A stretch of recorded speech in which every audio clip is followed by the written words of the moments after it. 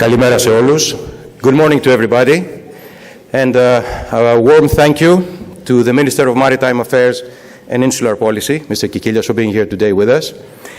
Dear colleagues and friends, on behalf of the Board of Directors of the Hellenic Shipbrokers Association, it is our distinct honor to welcome you to the 9th Global Shipbrokers Forum of PIREAS 2025, held today at the iconic Peace and Friendship Stadium. We would also like to extend our sincere thank you to the President of the Peace and Friendship Stadium, Mrs. Christina Tsiligiri, who is also here today with us, for graciously hosting us in this emblematic venue, which continues to serve as a cornerstone for major events in Greece. This auditorium, I don't know if people have knowledge, is named after Mελίνα Μερκούρη, an Academy Award nominee for her unforgettable performance in one of the most iconic movies and songs, of course, about our beloved and treasured town of PIREAS. It was called Never on Sunday. As brokers, of course, that doesn't apply because we don't have sex, S-H-E-X. We have S-H-I-N-C, which is Sundays and holidays always included, meaning that we're 24/7 operational and delivering value-added service and keeping global trade moving.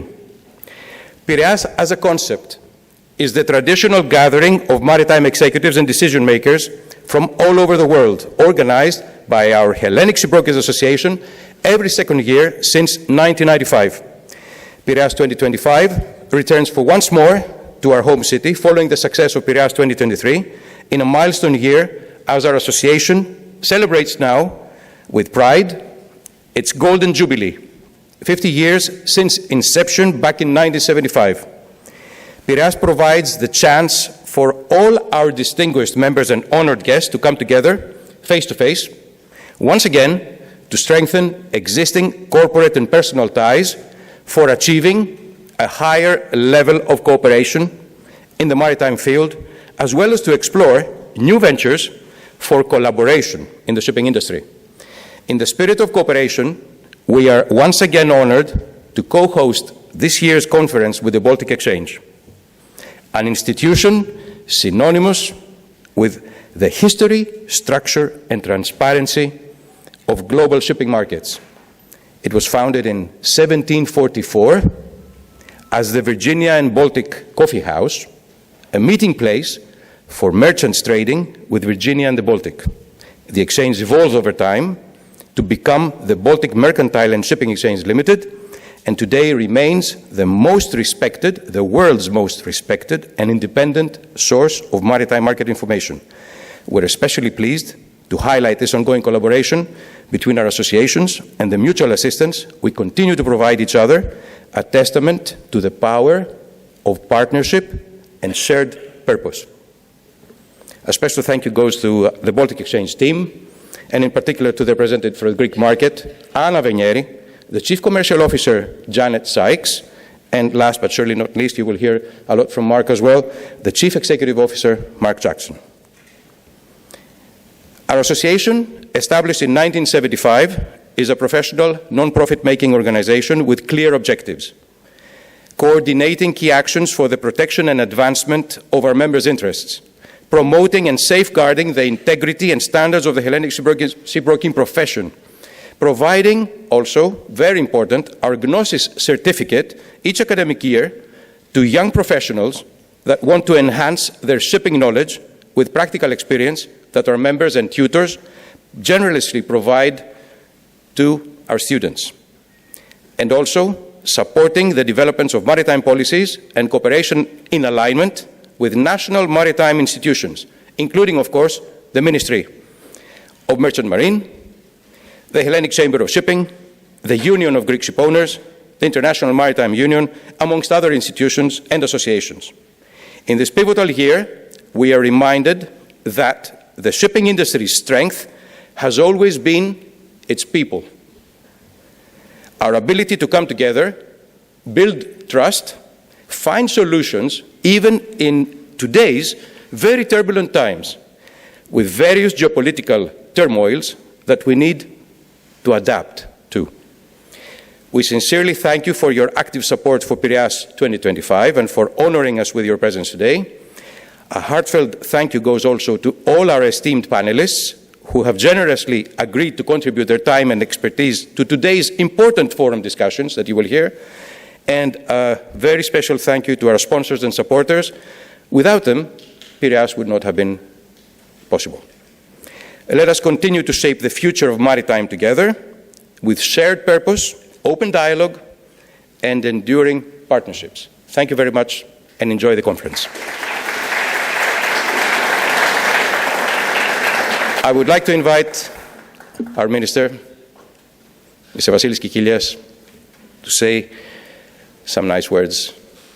Mr. President, esteemed friends, I was under the impression that I would have been talking today among Greek sea brokers, but it seems like you have people from all over the world. So fine. So I will skip my Greek presentation, short presentation, and go right to the point of the chase.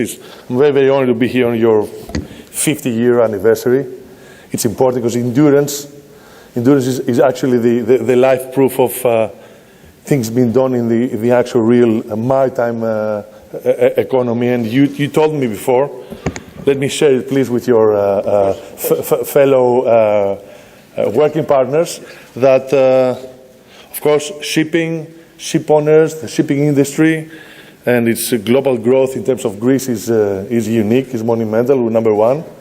But it has to go hand with shipbrokers in order to be able to flourish in the way that we want. And this is accurate. This is correct. So we face, ladies and gentlemen, multiple challenges. Nowadays, it's not just any other year of any other business.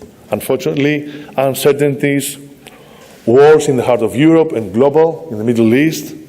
Of course, the prices of oil going up and down. Since you help and ship owners move in our fleet, and global fleet, 90% of global commerce, you do all understand how important it is to be able to be secure and to be able to be stable in what we can predict in terms of how the business is run. Is this the case the last years? No, definitely not. We had a global crisis of public health.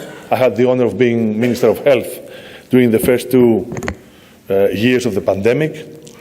I think that it was a high performance from the Greek administration and the private sector to be able to keep on pushing forward and keep going. And I have to acknowledge that you actually helped in moving the goods, and especially what was deeply needed, masks, means of personal protection.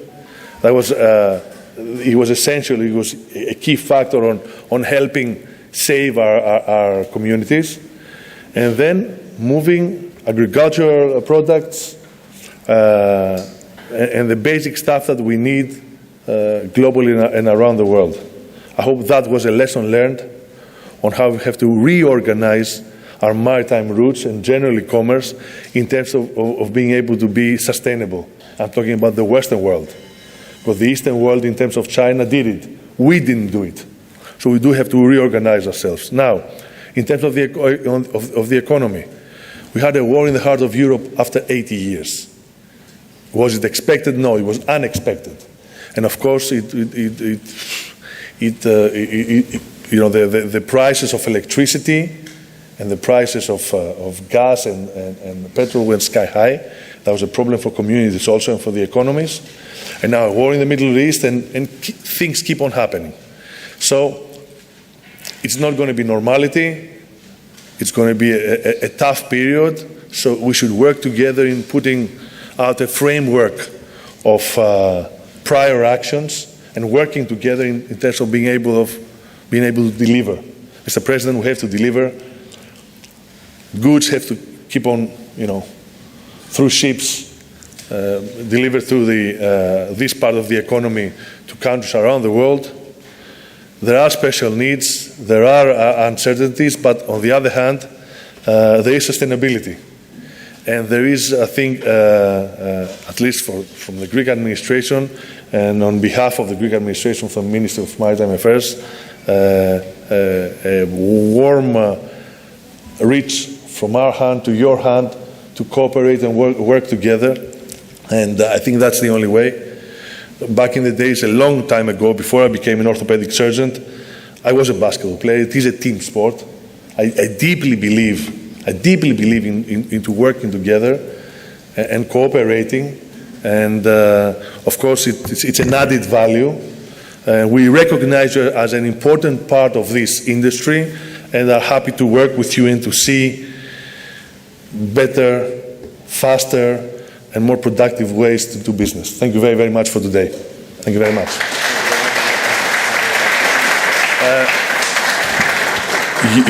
You will excuse me because there is another part of the ministry that has to do with the Coast Guard and helping through the fires. This is fire season nowadays.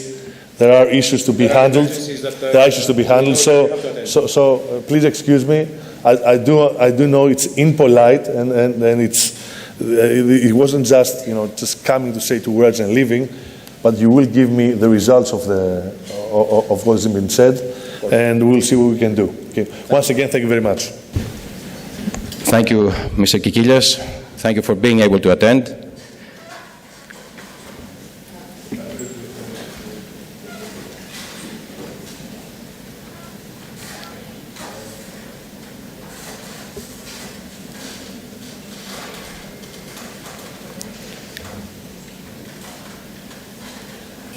I made a mention to Mrs. Tsiligiri. I would like also to ask her to give us some words as a welcome. Mr. President of the Hellenic Shipbrokers Association, distinguished guests, ladies and gentlemen, dear friends from the global maritime community, welcome to the Peace and Friendship Stadium, one of the most symbolic venues in Greece, and today the proud host of a truly global event. Since English is the language of this opening session, allow me to start with a few words in English before continuing in Greek, the language for this city, and our long maritime tradition. Θα συνεχίσω στα ελληνικά, γιατί η αλήθεια είναι ότι όπως και ο Υπουργός είχα προετοιμάσει να πω κάποια λόγια συγκεκριμένα για τον χώρο του Σταδίου Ειρήνης και Φιλίας, ο οποίος για μία ακόμη χρονιά φιλοξενεί αυτό το σπουδαίο συνέδριο, το οποίο φέτος την χάνει να ταυτίζεται με τα 40 χρόνια παρουσίας του Σταδίου Ειρήνης και Φιλίας. Και θεωρώ ότι αυτό είναι πάρα πολύ σημαντικό. Είναι πάρα πολύ σημαντικό η ναυτιλία, ο Πειραιάς, και ένα από τα πιο iconic, όπως είπα και στα αγγλικά, στάδια αυτής της χώρας, να γιορτάζουν τα 40 και τα 50 χρόνια αντίστοιχα της δικής σας ομοσπονδίας. Και είναι μεγάλη μας χαρά που βρίσκεστε σήμερα όλοι εδώ. Θα είναι μεγάλη μας χαρά να βρισκόμαστε κάθε χρόνο φυσικά εδώ, αλλά και στα 50, τα δικά μας χρόνια, να βρίσκεστε και να γιορτάσουμε μαζί την παρουσία του Σταδίου Ειρήνης και Φιλίας. Το συνέδριο PIREAS 2025 είναι μια ξεχωριστή στιγμή για τον Πειραιά, για εμάς. Είναι πολύ περισσότερο όμως, γιατί όπως είπα φέτος τα γενέθλιά σας με τα γενέθλια του ΣΕΦ ταυτίζονται. Θέλω να συγχαρώ θερμά το σύνδεσμο για την προσφορά του και για την άρτια διοργάνωση, καθώς και για όλους τους ανθρώπους που εργάστηκαν για το σημερινό αποτέλεσμα και το αυριανό φυσικά. Ο Πειραιάς δεν είναι απλώς μια γεωγραφική επιλογή, είναι ο φυσικός τόπος και αυτό το γνωρίζετε εσείς καλύτερα. Εδώ χτυπά ο παλμός της ναυτιλίας, της εξωστρέφειας, της καινοτομίας και εμείς στο Στάδιο Ειρήνης και Φιλίας είμαστε δίπλα σε κάθε πρωτοβουλία που φέρνει ανθρώπους κοντά, που ενώνει τις δυνάμεις και ανοίγει τους δρόμους. Σας ευχαριστώ θερμά για την παρουσία σας και καλή εργασία, καλές εργασίες στο συνέδριό σας. Ευχαριστώ. Ευχαριστούμε πολύ την κυρία Τσιλιγύρη. Thank you, Ms. Τσιλιγύρη. I would like to welcome also the CEO of Baltic Exchange, Mark Jackson, to come on stage. You're the co-host, Mark. Thank you very much. Thank you very much to the Hellenic Shipbrokers Association for having us here today. Hopefully I won't take up too much of your time so that you can crack on with what looks like to be a very exciting program for today. So I'm going to give a little bit of an update on the Baltic. Hopefully a lot of you know a lot about the Baltic. But sometimes, you know, we can show a little bit, give a bit of transparency on how we do things and also how the structure is. So I might go straight into that. As was said in your introduction, you know, we can trace our history back 280 years. But this year, we're celebrating 40 years of producing indices. 40 years ago, we started publishing what was then called the Baltic Freight Index, the BFI. That is now called the BDI, the Baltic Dry Index, and it's quite a well-known index on the global markets. We do get many calls. People think that this is an indicator of world GDP. As we know in this room, the BDI is also very much a reflection of supply and demand. And when there are not enough ships around, then the BDI does go up. But underlying all of that, it is still about the balance in the world. The core of what the Baltic is membership. So we are, you know, as you said, the leading producer of indices. But the origins was about that coffee shop, about getting into the back room to be able to go and talk with ship owners and cargo owners as well. And back in that foundation, actually, there was Greek representation there. So the history of the Baltic and the Greek community goes back, you know, well over 150 years. And so, again, it's a pleasure to be here today. I'm going to touch on a few things that we offer our members, and some of these things that we actually offer our membership is also offered to non-members as well. We went and redid things. It used to be the fact that it was quite expensive to be a member of the Baltic, and it was quite cheap to get the data. We've now turned that round because a lot of people, as we promote, they get their data from their brokers. You know, they get their data and are supported by our panelists and by other shipbrokers. But there is a good reason to be a Baltic member as well, in terms of it brings you together under this network. So we have everything from KYC platforms to networking events. And as I said, I will touch on that very, very briefly. We know freight, as everybody knows, we're in the dry, we're the gas, the tankers, but we're also in container boxes as well. We've been pricing the movement of container boxes. We've now started spot air freight with the e-commerce that's blossoming out of China. You know, we're looking at air cargo, it's freight. And we're pricing now out of Hong Kong into Europe and into America, spot movements of goods on aircrafts. A lot of people don't necessarily know. They always think that we're just about freight, but we're also about the asset side of things. We started off just pricing 5-year-old ships, second-hand ships, you know, sale and purchase. We now do 10-year-old. We do new buildings across the whole suite, from containers to gas carriers, tankers, dry, new building costs in China. We do OPEX. We do running costs there quarterly. We have ship management companies giving us the cost of everything from insurance, technical management, and we bring that all together and produce an index on the average it costs to run a Capesize or a gas carrier. We also do right through the life cycle then, from new buildings all the way to recycling. And then on the back of all of these indices, the futures market evolved. And again, we provide a lot of information for that. Members will be able to get intraday prices. The FFA market now, it's amazing, you know, when I talk to FFA brokers and traders, they tell me more about the physical market than they do about the futures market. And it's interesting that the physical markets are looking at the futures markets as well. So they all sort of stay together. But in amongst all of this membership side of things, it's about our governance. And that's the piece that we really wanted to bring to everybody's attention today. Because we have a whole load of councils, and all of these councils are made up from independent bodies. Our current chairman is Guy Hindley, who is from Howell Robinson. We have 10 members in that council.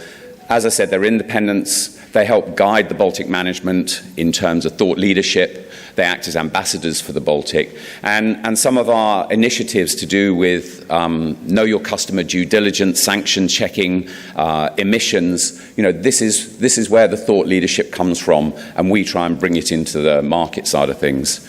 There's a membership council, again, independent. So when we have members coming in, this is part of the peer review. But they're also managing, we have sports associations, everything from tennis, paddle, to fly fishing.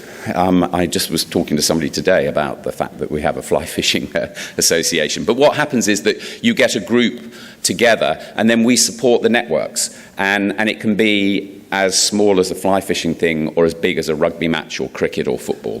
But again, this is all supported through our membership council. And then the indices has another independent council, the Index Council, and this is regulated, so there's much more of a governance structure, and we have representatives from all over the market in terms of the dry, tankers, gas, that side of things. And so anything we do has to get approved. Any changes that happen to our indices has to go through that Index Council process. Now, how do we go around making data or changing or creating new indices? What we're doing is that we're listening to the market. So we're listening to our members, because if you're a member, then you've got a seat at the table. And we have some advisory councils. We have about going to be 6 advisory councils. They're on the dry and tanker side, they're on the FFA side, they're represented in Asia and in Europe. And these councils, consisting of 12 people, so that's over 100 people we have, feeding information into the Baltic and us telling them what we're intending to do. So people come round and they say, we want to price something here, we want to move it, we want to know what that transparency is. So we listen and we react. We don't try and create something and then convince somebody to buy it. We're trying to always react to our membership side of things. And this all flows up through our advisory councils. And I might say that all of the meeting notes that we have on the advisory councils are all available. We put everything up. It's all about transparency. It's about that independence that we want to make sure that we're abiding to, and we're being guided by independent people with voices in the market. Although this says members tools, this particular one, and I realise you can't really see everything from the back of the room, but we've launched a KYC platform. What does this do? It just does, one of the things, it just does a most basic check. The membership council also does disputes, debt collection. You know, we have people who maybe they agree on a speed claim, and then you've agreed 90,000, and the charter maybe, or that body only pays you 80. How do you get your 10 back? You don't want to go to court to get that money back, but you can come to the Baltic as a member, even as a non-member if you're using a broker who is a Baltic member, and we will go and approach that company and ask them to pay. And if they don't pay, we tell all the members, hey, this company didn't pay. Please watch out when you do business with them. And it's amazing how many people do pay up when we advise them what's going to happen if they don't. 1 year, because we were quite successful in getting some arbitration awards paid, we got back over 4 million for our members. I think last year it was closer to about 200,000. But if you think these are small amounts, it's quite an effective thing to do. But the KYC platform allows you to do a company check. And that dispute side of things, the number of times, you know, at least once or twice a year, possibly even 3, we find out that in the charter party, people haven't got the right company name. They haven't got the right style. They haven't got the right domicile. And then it's you can't take them to court because it's completely the wrong company. So the most basic check of just saying, is this company I'm doing business with, do they really exist? Are they registered? Have they filed any accounts? And so what we've done is we tied up with Moody's, where you pay £20,000 to get thousands of searches, and what we're doing is that we're saying it's pay as you go. It's like €50, do a quick search. And there's discounts for members, but this is available to everybody because we're trying again on that thought leadership to bring, a better way of doing business. And then in there, you can do checks on sanctions, you can check on political exposed people. It's that basic governance that we're trying to bring into every day. Everybody is now getting touched with sanctions, with this world that we live in trying to make sure you know who you're doing business. And then what we did was that people started saying to us and saying, well, those postings, can you make those available? So in there is the list of the companies, which is available to Baltic members. And we're saying, if you think you're doing business with these companies, come talk to us and we can give you some background on it. But we also take from the USA, from OFAC, from the EU, from United Nations, we take all of the vessels that have been sanctioned, we amalgamate it. It's very simple, it's black and white. We're not predicting, we're just saying these vessels are on the sanctioned list. Again, this is there. The KYC thing is free to sign up to. So you can sign up, you can either pay as you go, you can use these parts, because we're trying to get the community to try and do better due diligence, be aware of who you're fixing in, don't take these risks. There's some products that we created because we were using them. So bunkers, we're using bunkers to do time charter calculations. Everybody does bunker side of things. And so we've always done a weekly report, and the market started saying to us, do you know what? We need a daily one because it's very expensive to sign up to Platts. It's very expensive to sign up to somebody else. So now we do daily bunker indices. We've got 7 major bunkering ports. We do 3 different fuels.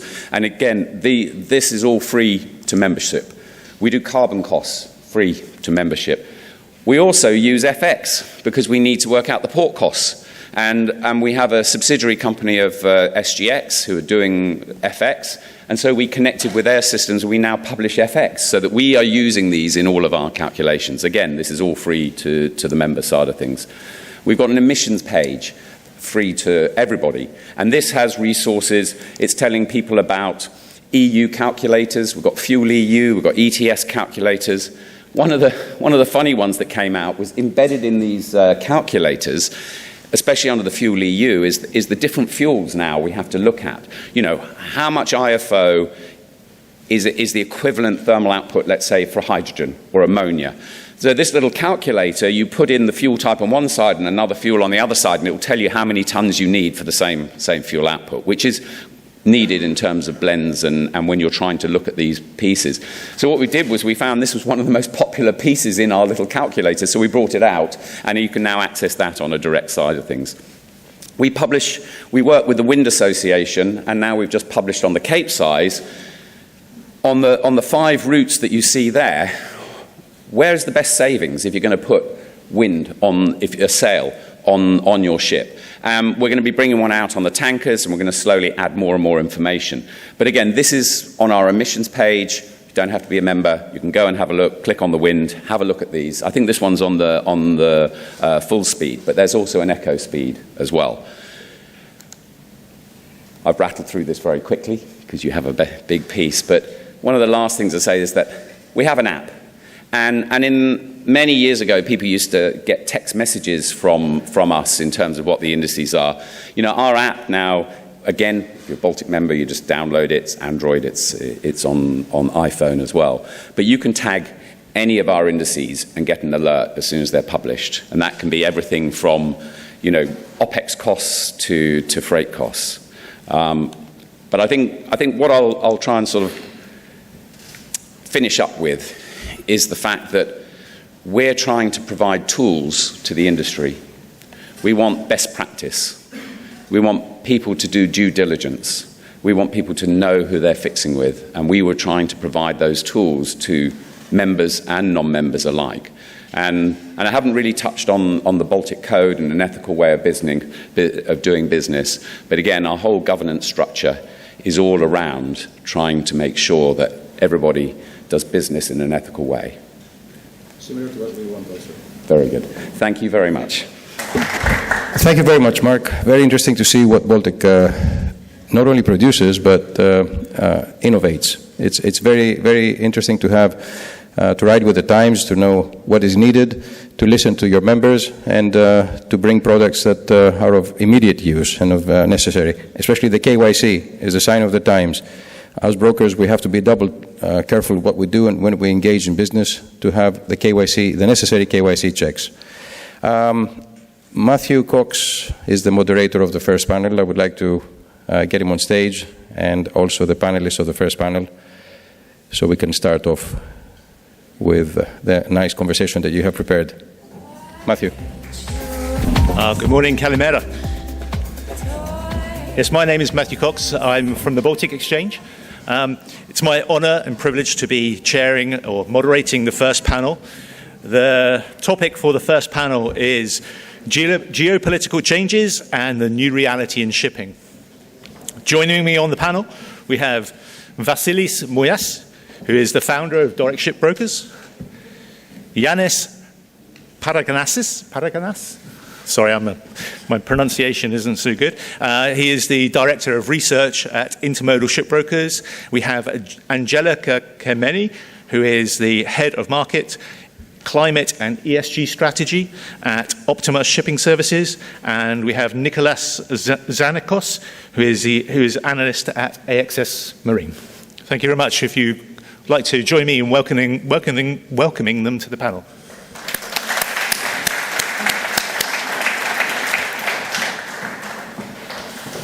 Thank you very much.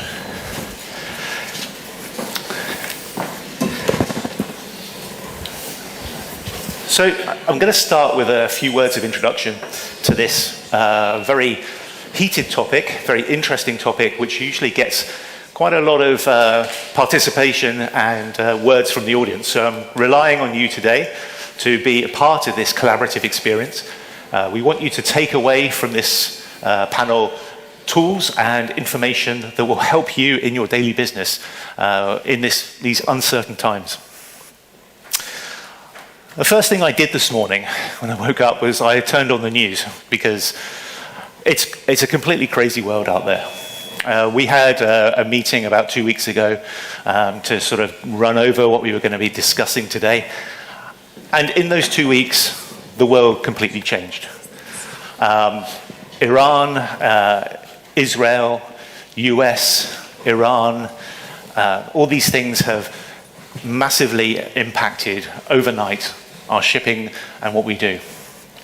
So this morning I just checked the news just to make sure the world hadn't exploded once again, and we're going to have to tear up all of our notes and completely talk about something different.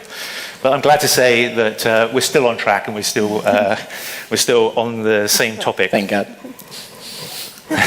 Yeah. So yes, it is a time of complete uncertainty. We've got conflicts in Ukraine, we've got conflicts in the Middle East, we've got the ongoing disruptions in the Red Sea, which seem to have been with us for a long time. These are all impacting our daily operations. But as I mentioned, we're going to try and explore those today and get some answers, get some opinions. And as I said, this is a collaborative experience. So the first thing I'm going to do, though, is ask each of our panelists to briefly introduce themselves, and then we'll go straight into the questions. And hopefully we can take away some learning points that we can all use today. So I'll start with Vasilis. Thank you, Matthew, and thank you to the HSA and the Baltic Exchange for giving us the opportunity to voice our opinions on such a interesting chapter in what the global economy is going through. I'm Vasilis Mouyas. Our company is Doric Shipbrokers. We're established in 1994, and I look forward to an engaging discussion with our co-panelists. Thank you. My name is Yannis. Thank you everyone for being here, and thank you, Matthew. I am working for intermodal shipbrokers at the research department, and indeed these times I feel like this geopolitical discussion will be insightful, and I hope that you will find it insightful. Good morning, everyone. I am Angelica. I work for Optima Shipping Services Group. I advise clients on market analysis and decarbonization strategies, or even ESG. And I look forward to this conversation today. Good morning from me as well. My name is Nicholas. I work for Access Marine. I'm part of a team of 4 guys that we produce the analysis. I'm specified more on the tanker segment. And we also have some hands-on, some modeling stuff that we produce, especially for the tanker market. Great, thank you very much. So, taking first the sort of the major topic of geopolitical uncertainty. So many things happening at the moment. But how relevant do you think the geopolitical events are to shipping and trade? And do you see deeper currents developing in the global geopolitical landscape? Vasilis. Thank you, Matthew. Shipping, as we're all aware, is basically a market influenced by events. You know, we can plot macroeconomics and we can say fundamentals, but at the end of the day, it's events which make or break this market, or, you know, change our fortunes, so to speak. COVID was a big major. And since then, you can call what we've seen with the current geopolitical spots, the hot spots around the world. You can see that they are the ones which are altering how shipping people make decisions and how the market unfolds going forward. Deeper currents, Matthew, I would say the change in US administration last year is certainly a pivot in geopolitics and what is currently unfolding and what is in store for us going forward. And I say that because we know that we've all seen the effect of tariffs, and this is obviously the main thing we are watching. You know, how much tariffs will actually enter our market, our trading goods, you know, what extent of tariffs and how they will play out, and reciprocity between trading nations. If you look back to the 1930s, the Great Depression was exacerbated by basically tariffs, a ping-pong of tariffs around the globe. We're not in the 1930s, we're in a different environment, but we should be watching and trying to see what is happening and what is the reason.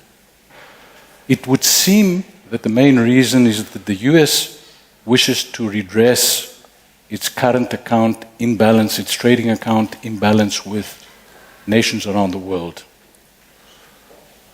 From a 2% tariff landscape, so very low, they had a very low tariff, 2%, they've now gone up to 20%.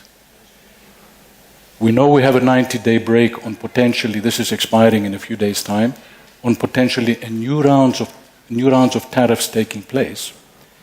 And the uncertainty as to what's going to happen going forward is keeping us all at the edge of our seats. We can say that they start high and then they trade low, but for me, what we need to watch is beyond the fact that they look to redress this imbalance, the trade imbalance, there is also a security element involved in how this US administration is going about. Underlying their belief is that they need, for security purposes, whether it be for a match with China going forward, hopefully it won't be anything disastrous, they need to be able to support their own arms industry. And without steel, without local steel, their own steel production, they will always be relying on others. And this reliance on others is not what the US administration, the current US administration, is prepared to rely on. They want to fend for themselves, and this is something that we need to watch, because We may have tariffs on, tariffs off, 70% going down to 20%, but this is not going to go away. It's not a spat which is going to be over in a month or two. As long as this administration has set this course, I think we should be in for a few more rounds, and we have to, obviously, each one from his standpoint, try and gauge what this means for our business. I think that that 90-day tariff holiday, as you said, that expires on the 8th of July, which is next week. But I think we'll come back to tariffs and focus on them a little bit more. But I'm going to stick with geopolitical, and I'm going to move on to some of the most recent tensions that we've seen in the world. So particularly those that are affecting shipping routes. I'm just going to look at Nicholas for a second here, and ask him about the tanker routes. Now, how do you think tanker flows are evolving around key choke points such as the Cape, Bab el-Mandeb and the Straits of Hormuz? Yes, so basically what I've learned in this industry for 10 years that I've been active now is that uncertainty is the only certainty. So basically you can go 1 year, you can say, let's say VLCC rates will be at 50K per day, but for some reason OPEC cuts and everything is going the other way around. So basically the way that the flows are currently trading from the three major points is that Hormuz largely they remain unaffected, so they are little below 20 million barrels per day, and I speak for crude oil and products. The reason we had the spikes the previous week was a combination of factors, I would say. So basically we had pretty good utilization rates out of the Middle East, but the reason they were spiked, it was due to the conflict, so we had a lot of ballasters moving out of the Hormuz, and so essentially that reduced the available supply, so that was the reason that the rates spiked, and then they came down to earth with a bump. So regarding Bab el-Mandeb, which is another major artery, the year started actually really well from lows. Based on our data, we see that it started from about 2.5 million barrels per day, now has reached 4.5 million barrels per day. Most of those barrels are transited with sanctioned vessels, mainly Russian fleet. They are back to, let's say, close to historical lows because the flows that we have seen over 22-23, they are really high. They were close to the 6 million barrels per day mark. We expect that those flows will decrease at some point because we don't know how the Houthis and the whole situation there will finally evolve.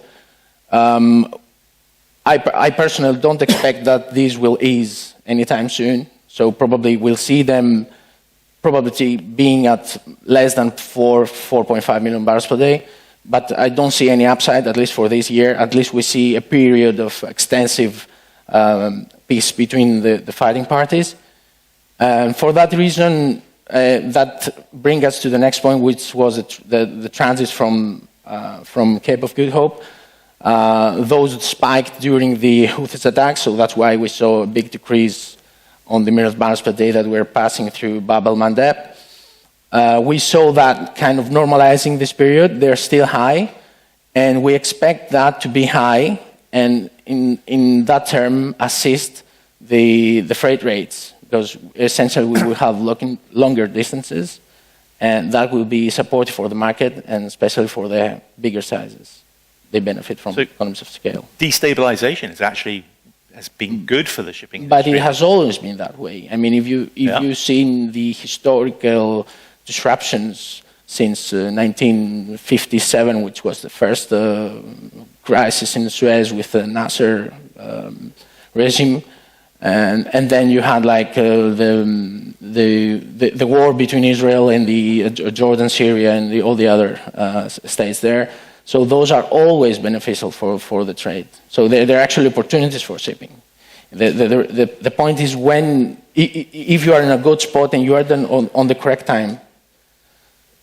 That's my personal view. So, Yanis, what about on the dry side?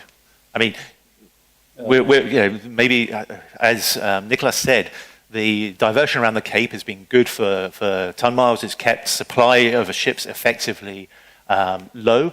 That's supported rates. I imagine that's on the same for the dry. But perhaps, with the Iran weakened, they no longer are able to support the Houthis.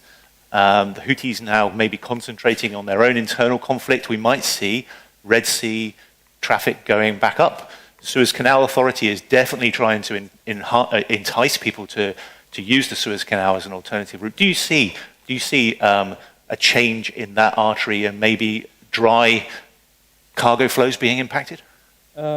Yes, actually, first of all, I have to say that in terms of bulk carriers, when we speak about Middle East, for example, and Red Sea disruption or a potential disruption of Strait of Hormuz, any effect on actually on ton miles, which is what is driving the freight market today, is minimal.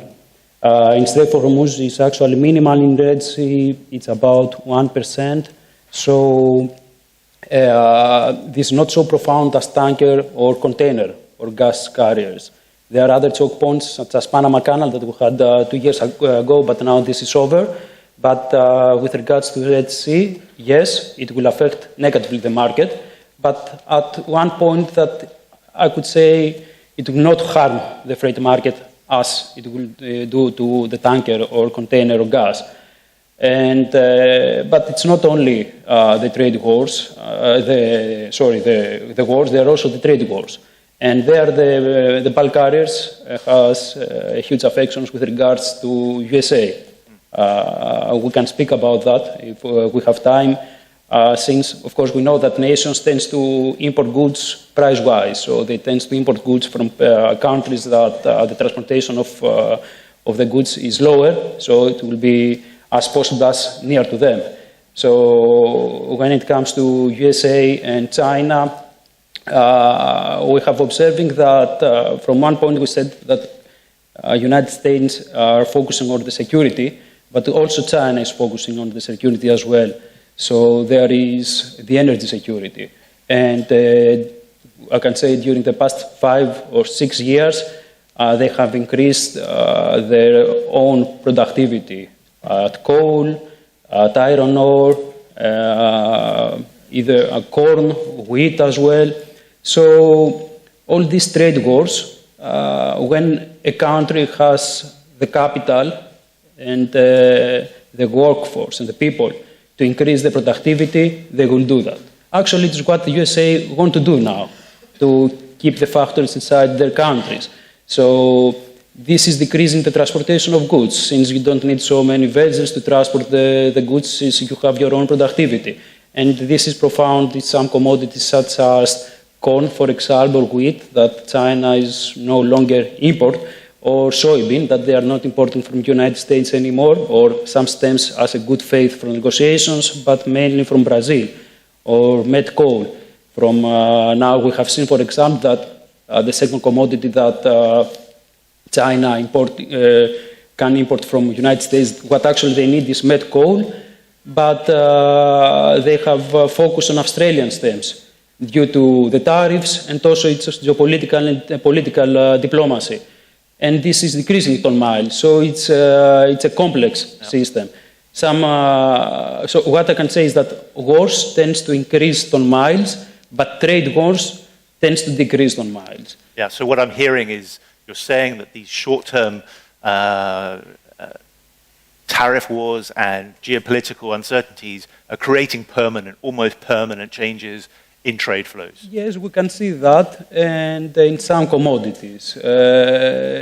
We have seen that, for example, we have the renewable energy production. This is another, let's say, weapon of China to decrease the import of oil, gas, or coal. So it's not only about the environment, it has to do about the energy security. Yeah. So this is... I just want to move on to Angelica, because So we're hearing about the trade flow changes and what's happening in the world. I'm just curious, what are owners and what are investors in the shipping industry doing now what strategies are they employing to meet these future challenges, possibly permanent challenges as we're hearing? Yes, they are permanent challenges just because of the regionalization of trade, and maybe tariffs are used as a weapon to assert power. So what leading owners and major oil majors, for example, do is they are looking into a layered commercial strategy, and sometimes they also look into locking into long-term contracts. What it was normal over 12 months or 2 years, and this is happening just because they want to commit with good energy system candidates, and they want us to do it for long-term. However, we have owners that they're really looking into rerouting or then hedging from these rerouting with FFAs, because there are possible delays from these different transits. And then the war is premiums that have been, that are very expensive these days, and they're trying to negotiate that with the charter parties too. So they try to recover war risk premiums from the charter parties. It does sound like the world is moving over to a more risk-averse position. As you say, major charterers looking to have long-term relationships with safe, key, established owners, and perhaps the more the less established fleets moving into regional places. And do you think that's fair? Yeah. Personally, what we've seen is that actually the current trend is what they said, so trying to change one. They want to be, because they have a lot of factors that they basically stabilize the market, have basically at a stage that you don't know from one day to the other what the implications will be. So as also Mr. Vasily said, at the beginning of that, so 95 April. So that could set the market in very different ways. Also, if some of us they have read the USTR, there are a lot of loopholes there. So in the beginning was very strict. You had constant fees. You had 1.5 million for the initial total investment that changed. And now there are a lot of loopholes, like vessels arriving in ballast and not Chinese, being Chinese operated. Essentially, they are exempted from the tariffs. If you have, let's say, ship-to-ship transshipment in less than 2 nautical miles away from mainland, you can also pay that. So there are a lot of loopholes that they can help SAS. The only question mark there is that explorable? Do the spreads between the two major oil blends, like the sour and the sweet, do they make the economies workable to perform that kind of operation? In our view, we think that that won't be. So what we expect is basically to see a lot of, let's say, if the US say, okay, we go forward, we have some reciprocal tariffs from China, what we expect is that a lot of those exports, they should go to their strategic petroleum reserve. Now the economics are workable. They're below their threshold of $70 per barrel. So that we can change flow in that way. Yeah. Just want to move now on to the sanction compliance environment. We heard from Mark Jackson, my boss, about the excellent KYC platform that everybody can use and probably help with their compliance requirements. But this is a very difficult and fast-changing environment that every owner and charter has to comply with. We've already heard that some owners are now trying to have longer-term relationships with a key number of, charters are having to have longer relationships with key charters that they trust. I'm just wondering, what are the obligations, I think, which we all have now on KYC and doing effective KYC, and knowing who we're dealing with? Do we, as a broker, do you think the broking community has more responsibility that it should be giving to its clients in guaranteeing that the people they're putting together are genuine, bona fide, non-sanctioned people that can do business together? I think that bar is certainly high for us in our street. We have to look into who we're dealing with, not only because of the fact that we're pairing up our clients as an entity, but also for our own protection. As brokers, we need to be fairly certain that we're not getting involved in business which will put us offside. And this certainly makes our function, our role, more discerning in that respect. We have to go the extra mile. At the end of the day, the buck will stop with the client. He has to do the KYC, he has to go deeper, but we do our screening. Being consultants to clients, they rely on us. So there is an element of trust. So I think this entity is a good entity to go to get into business with. That is the first obstacle which is surpassed, and then the client, if he wants to go deeper into checking, he will. And a lot of people are doing it. KYC is something which is now been exchanged in most transactions, both sides of the fence, and people disclose and information. Some will not maybe disclose everything. Certainly, there's a bit of resistance sometimes from private owners to disclose who the ultimate beneficiary is of the shipping entity, which sometimes may be numerous parties together, as the shareholding structures are put together. But it is certainly something that is more and more relevant.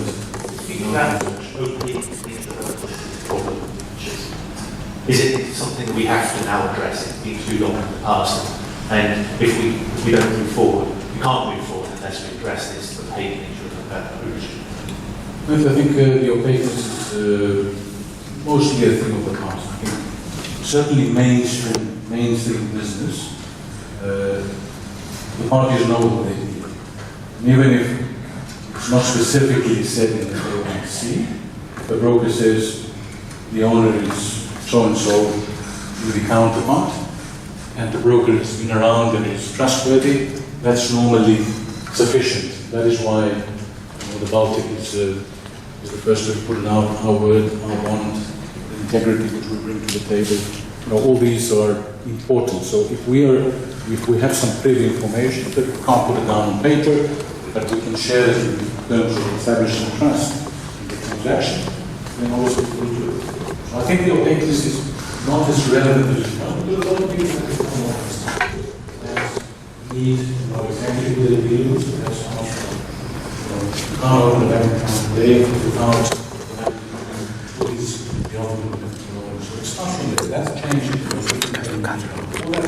It also almost shy away from that disclosure. Now it's transparency. So I think it's, there is an area of the market which is still very opaque. Whether that goes into dark fleets or, I think it's maybe moved a little bit there. I would say mainstream is fairly transparent, certainly, the dealings we're in. There's definitely a sizable area of the market that is opaque. There's been recent news articles in the UK about certain brokers, certain individuals that have put vessels into ownership structures in Dubai that have, those vessels have found themselves being controlled by Russia. So it's still a minefield out there. I think there's certainly a requirement for everybody to do due diligence on all of their operations. I absolutely agree with you. The broker has a vital role to play. That's the tariffs. I just wanted to get the panel's opinion on. We've got this 90-day tariff holiday amnesty expiring next week. There are a number of tariffs that are set to dramatically increase if there's no agreements between the parties. I'm looking at the EU is one that hasn't concluded a tariff agreement with the US, Japan, Canada. I think Canada has had an extension to its own tariff negotiations. But this could have major impacts. I just wanted to check, Yanis, on the dry side, do you see problems ahead for the dry industry? You've already mentioned about soybeans, US-China relationship. I believe that actually, let's say that we hear every week that USA has a new agreement with another country. So what is what USA can export to them in order to decrease their balance of the trade deficit? This would be, from my point of view, oil. So for bulk carriers, USA is mostly exporting grains, but the volume and the price of the commodity itself cannot have so much value on the trade deficit. So it has to be oil and gas, what matters for the United States, or other, of course, negotiations that has to do with diplomacy or geopolitical agreements. But in terms of trade, it's only China, actually, the only country that imports so much quantity from China, from the United States, that could have an effect on bulk carriers. Something that it's important for me has to do with what is happening in the background in Brazil. We have observing that during the past 10 years, but mostly during the past 4 or 5 years, there is much infrastructure on port facilities, on rivers to increase the draft in order to be the operation of the birds more smoothly. Let's say from Mato Grosso, the region that are producing mostly grains, to Santos. So they are actually invest much money, and there are also Chinese companies there that invest much money to increase the logistic operations. So this is telling us that there should be the export of grains from Brazil to China is here to stay. Either if tariffs skyrocketing again or decrease to zero. There is the uncertainty, and I believe that China would want to have a pattern like Brazil, when the diplomacy is stronger and more important compared to the price of the commodity itself. Okay. And Nicholas, just thinking on the EU lowering the price cap or the proposal to lower the price cap for trading Russian crude. Yeah, in my opinion, if that will be implemented, we still don't know yet. It's on the cards. But I've read many analyses that they mentioned that possibly we'll see more opaque fleet, shadow fleet being engaged. In our view, and based on the data that we have, is that Russia now exports about 4.5 million barrels per day, deploying 3% of the tankers that they are in the crude market. A large part of them, they are Aframaxes, so indicatively the number of Panamaxes before 2022 seen in transit on a daily basis originating from Russia was about 90. That has increased now to 120. So we have already a cushion, let's say a share of Aframaxes that is already employed there. In my view, I don't think that we will see from that price cap more vessels coming in because they are already basically exporting at full engine. So I don't think how that will have an effect for now. If Russia, let's say, is able to increase production more, yes, we could see that. Okay. For now, is not visible, at least in my view. So what I'm hearing, summary, it's just summarizing, geopolitical uncertainty, trade lanes changing, broadly positive for shipping rates, broadly positive for owners. Tariffs, uncertainty, not so positive for owners. This probably, I think, creates an environment of uncertainty, and especially where investment is concerned. And I think the big elephant in the room we haven't addressed is the legislation, the changes on decarbonization and the multiple regimes that are occurring, the Fuel EU Maritime, the EU ETS, MEPC 83. But that's going to be a topic for a later panel, so we don't really want to sort of go into very much detail on that. But I'm just thinking, are there any practical policy changes or market signals that could be sent which would help the shipping industry with investment to meet these challenges when we're looking at new buildings, we're looking at green retrofits, and simply complying with this raft of uncertainty? Angelica? Yes, certainly there are policy mechanisms and more regulations that come into line to help with fresh investment in the industry, and that will come with more clarity on the very new GFI IMO that will be reconsidered again in 2028. And then we will certainly need some more policy mechanisms on retrofits and energy efficiency devices, and that's because they really have the potential to help with the decarbonization of the industry, just because they can go with the conventional vessels that we now have. We must not forget that the asset, the vessel, is a long-term investment. However, we need more support because sometimes CapEx are very significant, and also we must not forget that the vessel is tradable, so it makes sense for an owner that has a vessel for the first 10 years to invest in retrofits, but for the second owner or the third owner, it might not make sense just because of the significant expenditures. And then we really need to somehow make the regional regulations and the global regulations somehow aligned, because this creates also a lot of uncertainty and hesitation. Yeah, I mean, I'm just thinking of some of the legislation that's out there. So we have Fuel EU Maritime, we have EU ETS, we have XE, we have MEPC 83 coming in. I think it's been not ratified yet, but it's on the cards. Potential emission zones in China, Middle East. It sounds very challenging for the future. But is there a role for governments to be putting money back into the shipping industry to help us? Is the shipping minister still here? Is there a role for governments to be putting money back into the shipping industry? I think for EU ETS, all of the sale of the EUA credits, nothing goes back to the shipping industry, all goes to member states.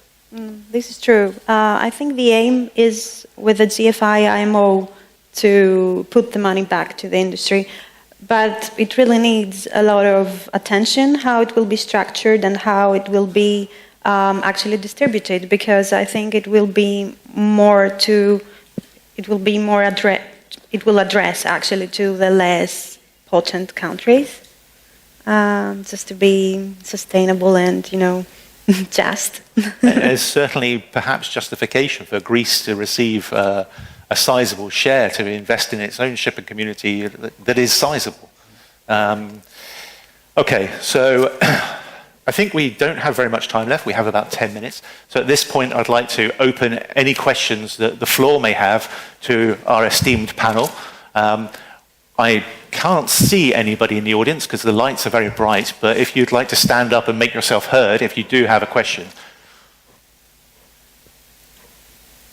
if I can take this small pause between sure. questions to say, I was reading recently in a McKinsey report that big companies in the US, they are now already instigating geopolitical nerve centers within their organization. So they're having a nerve center which looks at the geopolitical landscape to see how things are unfolding. And all of us here have discussed the uncertainty and how things are moving around. And sometimes it's difficult to know cause and effect, to be able to see it playing out. I'll give you a very small and quick example. We had the Strait of Hormuz event 2 weeks ago. The price of oil went up substantially. The American shale gas and shale oil producers use that to hedge their forward sales. So they locked in a lot of forward sales in derivatives based on a $10, $15 increase in the price of oil.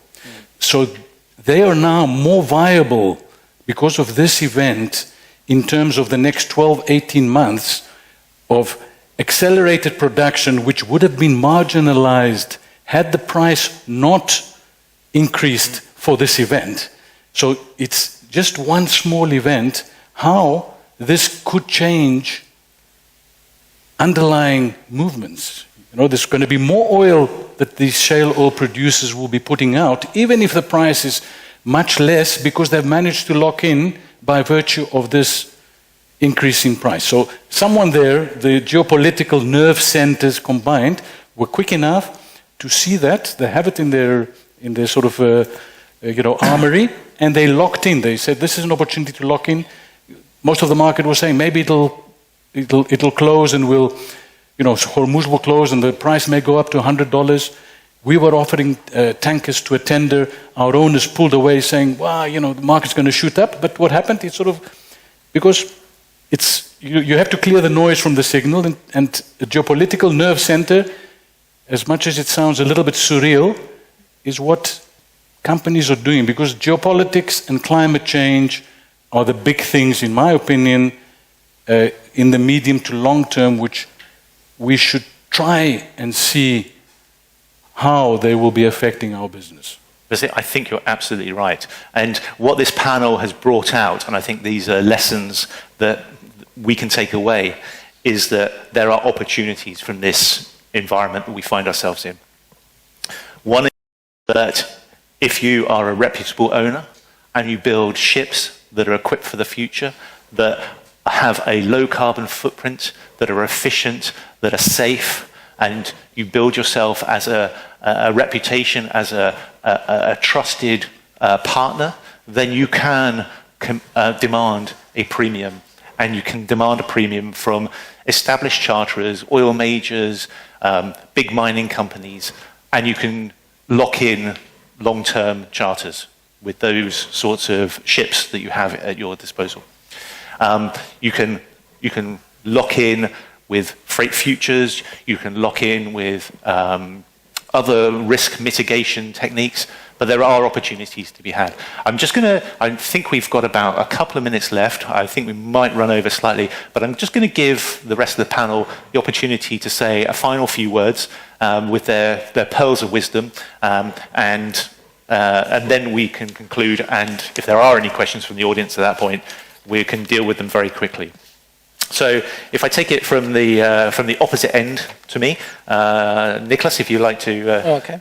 So as I said in the opening of my, let's say, panel appearance here, and as I said last year in Posidonia when we were together again, uncertainty is the only certainty in shipping.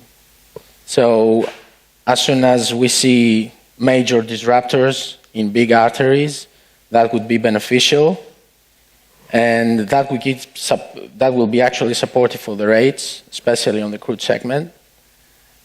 We see a possible neutralization on the Aframax rates because there is a big order book of Aframax vessels. But in general terms, we are very positive over the short term. Yeah. Angelica. For me, opportunities do exist, even though it looks like demand will, across the sectors, will decrease. So we should look into adaptability and flexibility in order to exploit any opportunity that is coming. And of course, compliance, either in risk mitigation, know your customer, and if hedging, all these tools, risk management tools, should be employed to help with better opportunities and earnings. I just wanted to also say that since we are speaking about uncertainty and we haven't spoken about the possibility of a new business cycle when, let's say, the war in Ukraine will be over. So there should be so need for dry commodities, maybe either in Iran or Israel. So we have to see this as well. And we have seen that in the past during wars that there should be a boost on freight market. And we all hope that the war will be over and maybe the freight market will see another boost as well. So.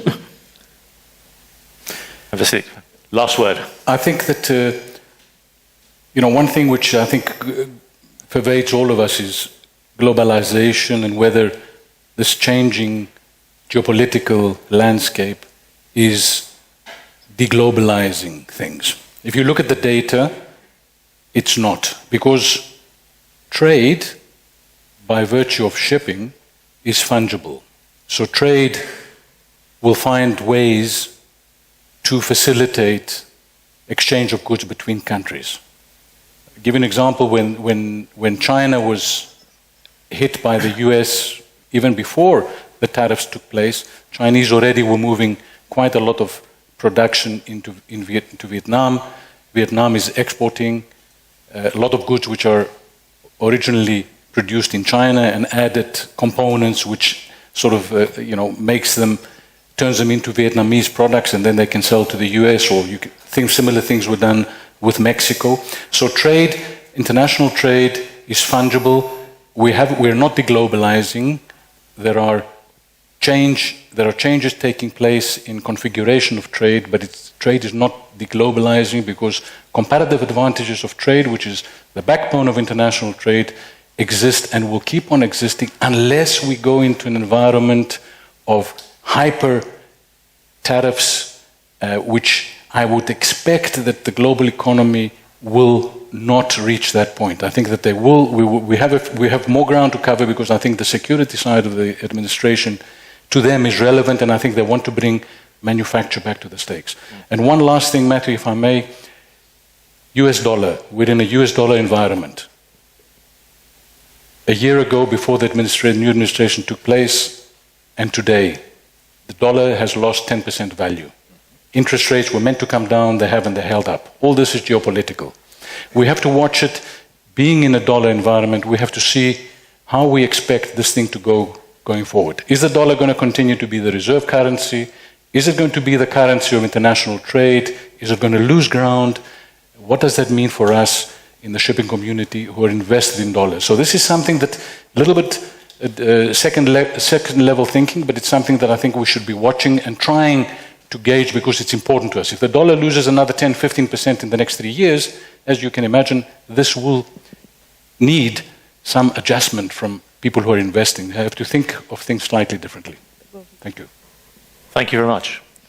I didn't come here to interrupt or interfere, but to throw a question, actually. Oh, please. Yeah. You've done an excellent job, so I think you covered most of the topics. But it's a tricky question, actually, with so much uncertainty. I mean, does anybody believe that it's time to play defense, or are there any smart risks worth taking in today's volatile markets? Maybe somebody can take that risk. If I might, actually, I think one of the risks is making those big investment decisions now and having the courage and the confidence to build for the future, build resilient ships, build ships that are going to be compliant for the next 15 to 20 years. The obvious opportunity, the obvious way to profit from this environment now is to go completely the opposite way and look at the dark fleet, look at the possibilities of getting better freight rates from putting your vessels into Russian trade or into Venezuelan trade. It's an obvious way to make money immediately, but if you do that, you run the risk of losing the confidence of your charterers in the future. And as we've heard from the panel, I think those are the relationships you have to build for the future. I'll just hand it on to the rest of the panel. Matthew, you read exactly my mind. That was exactly where I was trying to get the answer, that you can make investments today trying to replace something that will be obsolete sooner, maybe, rather than later, as you said. Yes? Yes, and I totally agree with that. I mean, that's why most of the Greek owners, they have a very big order book. It's that the way they see it is this, the second-hand market is really high. It's maybe the highest we've seen since, and correct me, because you are more in this. So the prices are really high. So you're the analyst, three analysts, so obviously you know much more than everybody else. Yeah, but on the shipbrokers, you have actually made deals, so it's difficult to measure that. So the prices are really high, but that's what most of the Greek ship owners do. They think that it's a good time to renew their fleet and try to gain advantage, because they see that maybe in 2-3 years' time, probably they will see the market having a softness, and they think that in the softness it will be more beneficial for them if they have very efficient ships, essentially, because they will have more markets to exploit, more opportunities for more trades. Whereas if you go, let's say, and invest and take a 15-year-old vessel and you trade in Venezuela or in Iran, also you have the question mark what you will do with that vessel after 10 years. Because where is the willing cash buyer to offer some money to take that to a scrapyard? You can do it. There are ways. You can make some transactions after transactions, but at the end of the day, it's very difficult. So I think, and restating my initial approach, is a very good period to renew the fleet, and that's also it's my view as most of the major Greek ship owners do. Definitely there's some money made during very good times, money that can be reinvested into better ships today. New building activity, I agree totally, Nico. The Greeks also have shown a tremendous appetite in getting new ships on order, ships with new technologies, with new consumptions, very important, new consumptions because of good designs, good machineries, automation, paints.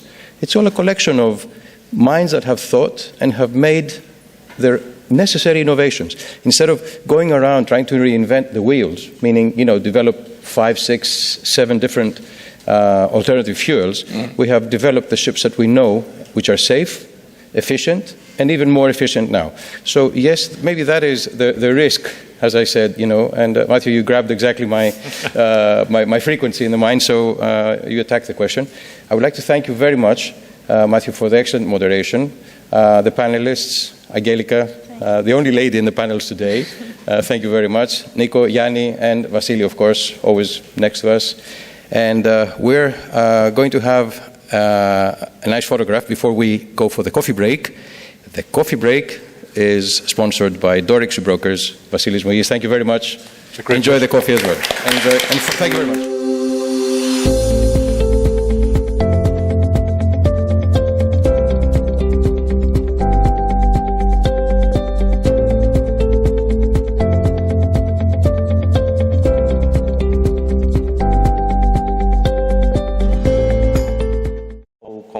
Tankers, because this was the question in the beginning, I think it's quite unfair. We're not comparing apples with apples, and one of the reasons is the training of the crew. I mean, the crew on tankers are accustomed to handling hazardous stuff, so this makes them much better position compared to the bulk carriers. Now, regarding the CII, my feeling is that the market will be what will determine which ships will stay, which will not. I mean, we saw the CII, it came a few years back, it came as a threat. in practice, what we've seen is that CII is dependent on the trade of the vessel, on the pattern of the vessel, not so much on the actual equipment we install on. So I wouldn't see the CII as a threat moving forward for the older fleet, but the actual market dynamics might drive some of the vessels out of the game. And CII, what we've seen, because now we're at the point where we're seeing the effects of CII in the first years that it's come in action. We're just seeing some paperwork exercises amongst verifiers and classification societies, and nothing more affecting actually the fleets themselves. All right. That's my feeling there. Alex, Basil, you share the view, retrofitting, keeping the fleet going. 9 out of 10 forums during the last couple of years, they are talking about decarbonization and green shipping and so on. But we have the one point of view. I didn't really listen from anyone saying that during the last couple of years, Antarctica produces 100 billion extra CBM per year of ice. It is changing. And also the sea level is getting 3 millimeters every year. It used to be 3 millimeters every year now it's down. That means that the environment is not an issue that we can predict exactly. So now about retrofitting. Whenever you are trying to put too much makeup to an old lady, it will remain an old lady. So if we want to invest, we have to invest in new technology. And my humble opinion is that everybody is puzzled with methanol and LNG and so on, but the solution is already here with hybrid ships, hybrid engines. So far, it is very popular to smaller ships, but still expensive. But Japanese, they already do it with bigger tonnage. We have the technology to bring the consumption more than 50% down. And I think this is where we have to focus. Right. I have a quick question, because as you said, many panels have touched on decarbonization without really getting to a point. I'll just ask all of you a quick question, and you can answer with yes or no and give me an estimate. Do you think that alternative fuels will become a reality?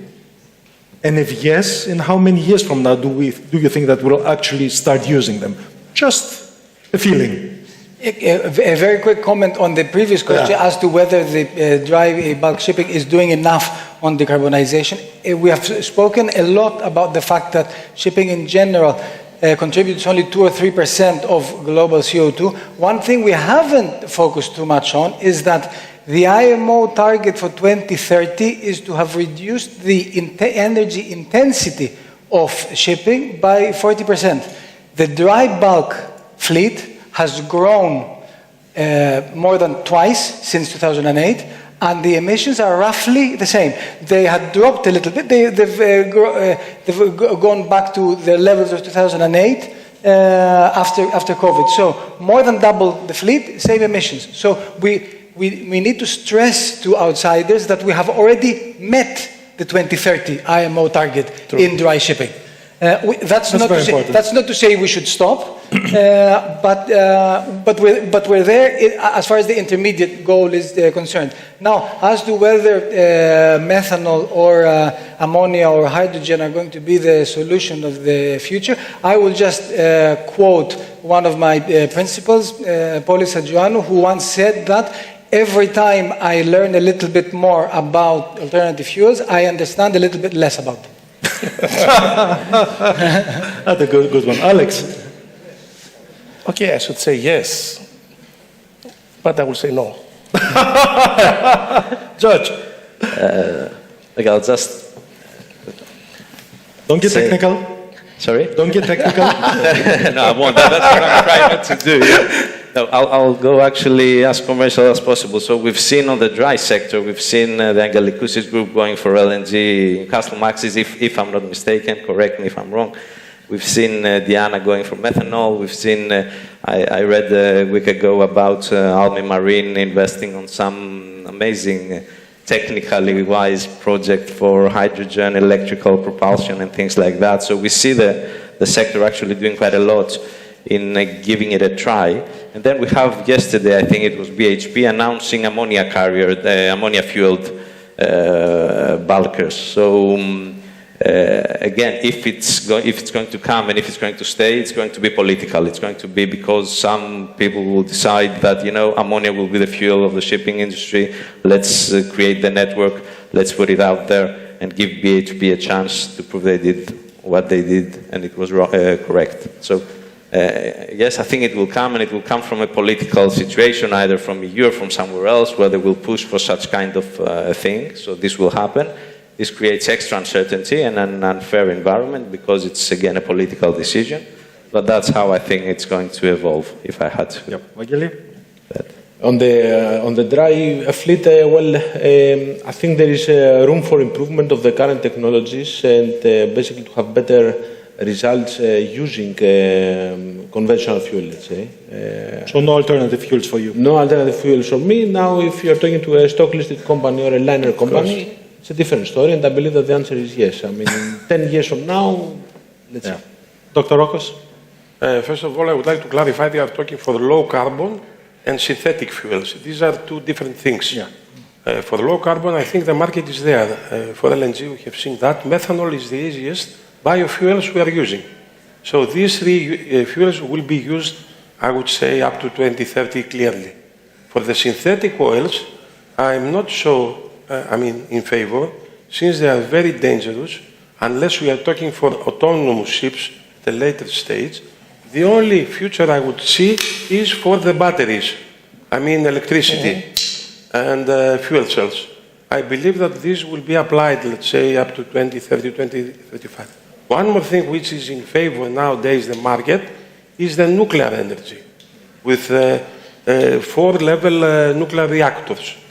This is something which can be, will become out of the blue. How? Because this is also the new idea of the President Trump to create, to construct vessels abroad and to install technology in the United States of nuclear reactors. This is something which would be done quite fast. All right. Nathan? I think sort of touching on a few panelists, I think there's optimism and hope, I think there's hope that it will, but I'm quite pessimistic. I think it will take a lot of pressure. I think there will need to be a big political push in order for it to actually materialize. I think there'll be every effort to, but I'm quite skeptical that it will be implemented or used in the next couple of decades. All right. Yep, say something more. I remember back to 2008, it was Mr. Laskaridis in a forum, in a panel, and they told him, are you going to invest?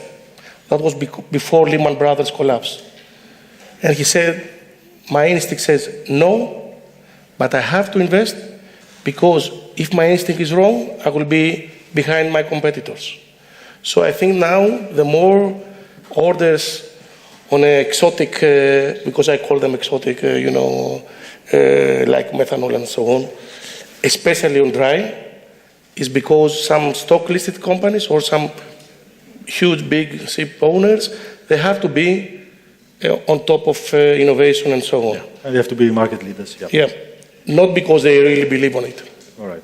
Yeah. So, but before we go nuclear, let's go down to the real world. And shipping has been the latecomer into the digital era, into the AI segment, and so on. If you go to a Greek port, you still see ferries docking the way they've docked 3,000 years ago. Someone throws a rope to someone else. You thought you might be over this. But it's catching up fast. Digitalization is coming on board, it's coming in the office, it's coming into the connection between ship and shore.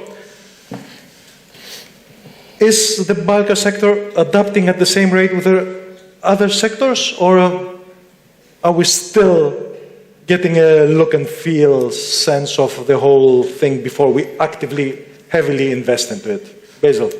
Yeah, I can't speak for any other segment because we have only focused on the dry segment forever. But what I can say is that I think that the dry segment is taking up digitalization quite seriously.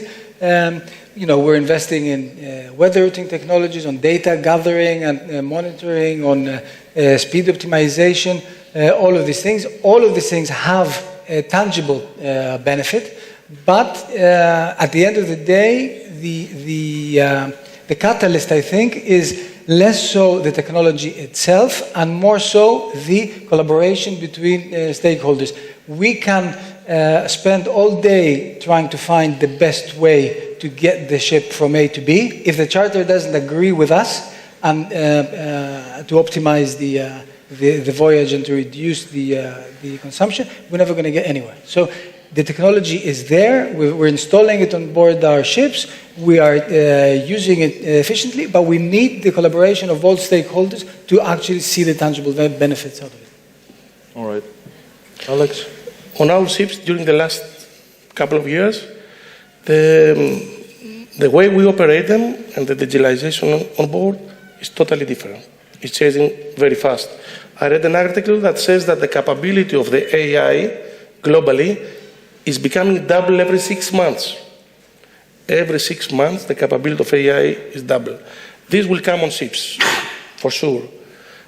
If I have to predict something, I think that during the next few years, the way that some ships are UMS, unmanned machinery spaces, the same way we will have one chief engineer on board, in office, one chief engineer with screens, and he can operate with a watch on the vessel from the office. This is what is coming. And I think also the insurance companies will be very happy because they will have all the data, control what is going wrong or not on board. So mainly, this is my opinion, what is coming. But yes, the bulker sector, because everybody, also the owners and the managers are living in this world, and the world is changing rapidly. So it's changing, yes. All right. George? Well, I'll put my bet on the deck officers leaving the vessel. Not the engineers. I think the engineers have already reached the rock bottom. Okay, maybe you can spare a couple more. But what I see coming, it's true, the technology is coming up and it's coming fast. I mean, you now have systems that can actually take the role of the lookout on the bridge. So this is why I'm saying that what I expect to see is actually at some point deck officers starting to be reduced on boards, like we have unmanned machinery spaces, we have unmanned bridges, and this is what's next that we'll be seeing on that. Now, a big issue with the artificial intelligence and the technology and all that, which is really evident on, especially on the bulk carrier sector, is the quality of data. So apart from all these nice things that will be able to substitute some of the things we do, it's always been a problem of the actual raw data coming in that doesn't give the information needed for correct decision making to be made. And it's like, trying to look at, with a telescope, a very fine, beautiful telescope through the fog or something, and it doesn't work, it just doesn't work, it doesn't get you anywhere.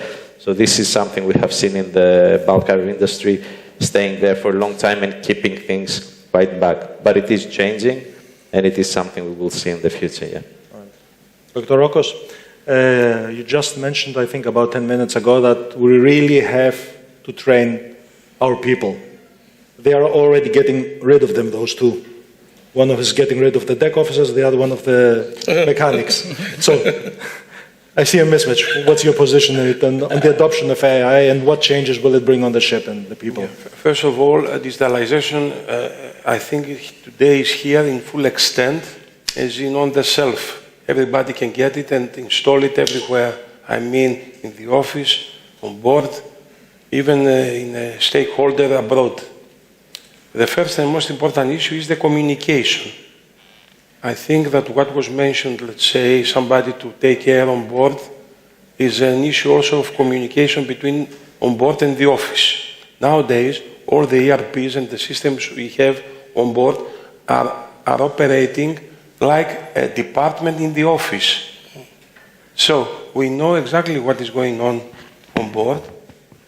And this is one thing, of course, the training of the crew is important, as well as the training in the office. The most important is what we take.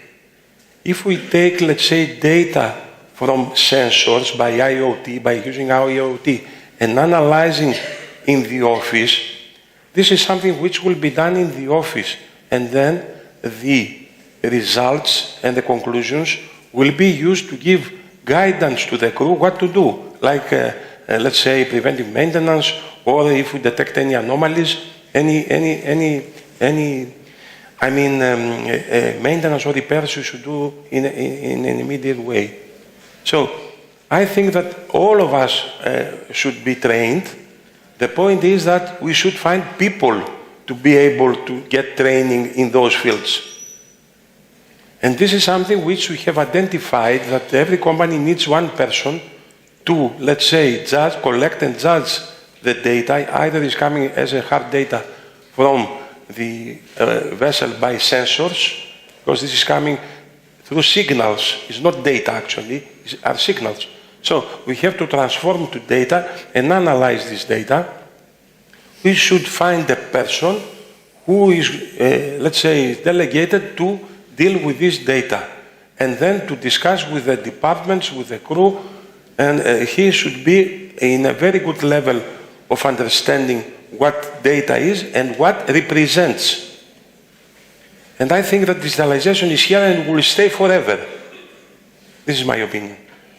Mageli, has AI and digitalization changed? Yeah, I mean, I agree. The AI is a myth. Sorry, just to conclude. The AI is a myth. First of all, we have AI in the messaging system. It replies, finds the messages and replies, let's say, create the message template as a reply. This is one thing. The AI is used to analyze very big data. If you have 150 ships, like, let's say, Starbuck, you need AI. If you have 4 ships, 3 ships, I think that AI is, let's say, a kind of a luxury. Let's say, but AI is something which will be used as a standard addition to the digitalization. Finding, let's say, anomalies, detecting problems, detecting not continued patterns. This is the idea of the AI. All right. AI is a luxury. I'll get back to that. Magelis. Yeah, digitalization, for no doubt, is here, and it's here to say, as Dr. Rocco was saying, I have a little bit different view on the AI. Yes, it's developing constantly, as it was mentioned from our other panelists here. But I think we are still far away from talking about unmanned ships and nuclear technologies and so on. Yes, probably in several years ago.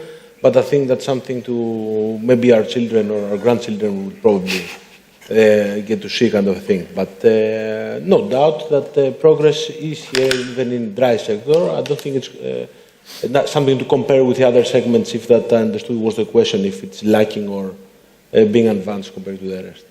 Nathan, I think you're rather new to the industry, so yes. Do you feel it digital? Do you feel it's getting places? I think every industry in the world nowadays absolutely has to use it to their advantage, and I think the apps and the AI sort of data-driven records are constantly and very quickly growing and becoming more efficient. And I think it would be silly to not take that opportunity and keep up with your competitors, because they're absolutely using them as well. I think on a day-to-day basis for us, it's from as basic as sort of a search engine just sort of matching ships with cargoes, or as simple as sort of looking at a voyage calculator and using certain algorithms to sort of predict where your profit and losses, where your options are. I think also further to that, I know that there's a lot of incorporation in terms of making the actual sea voyage more efficient. So it's predicting sort of where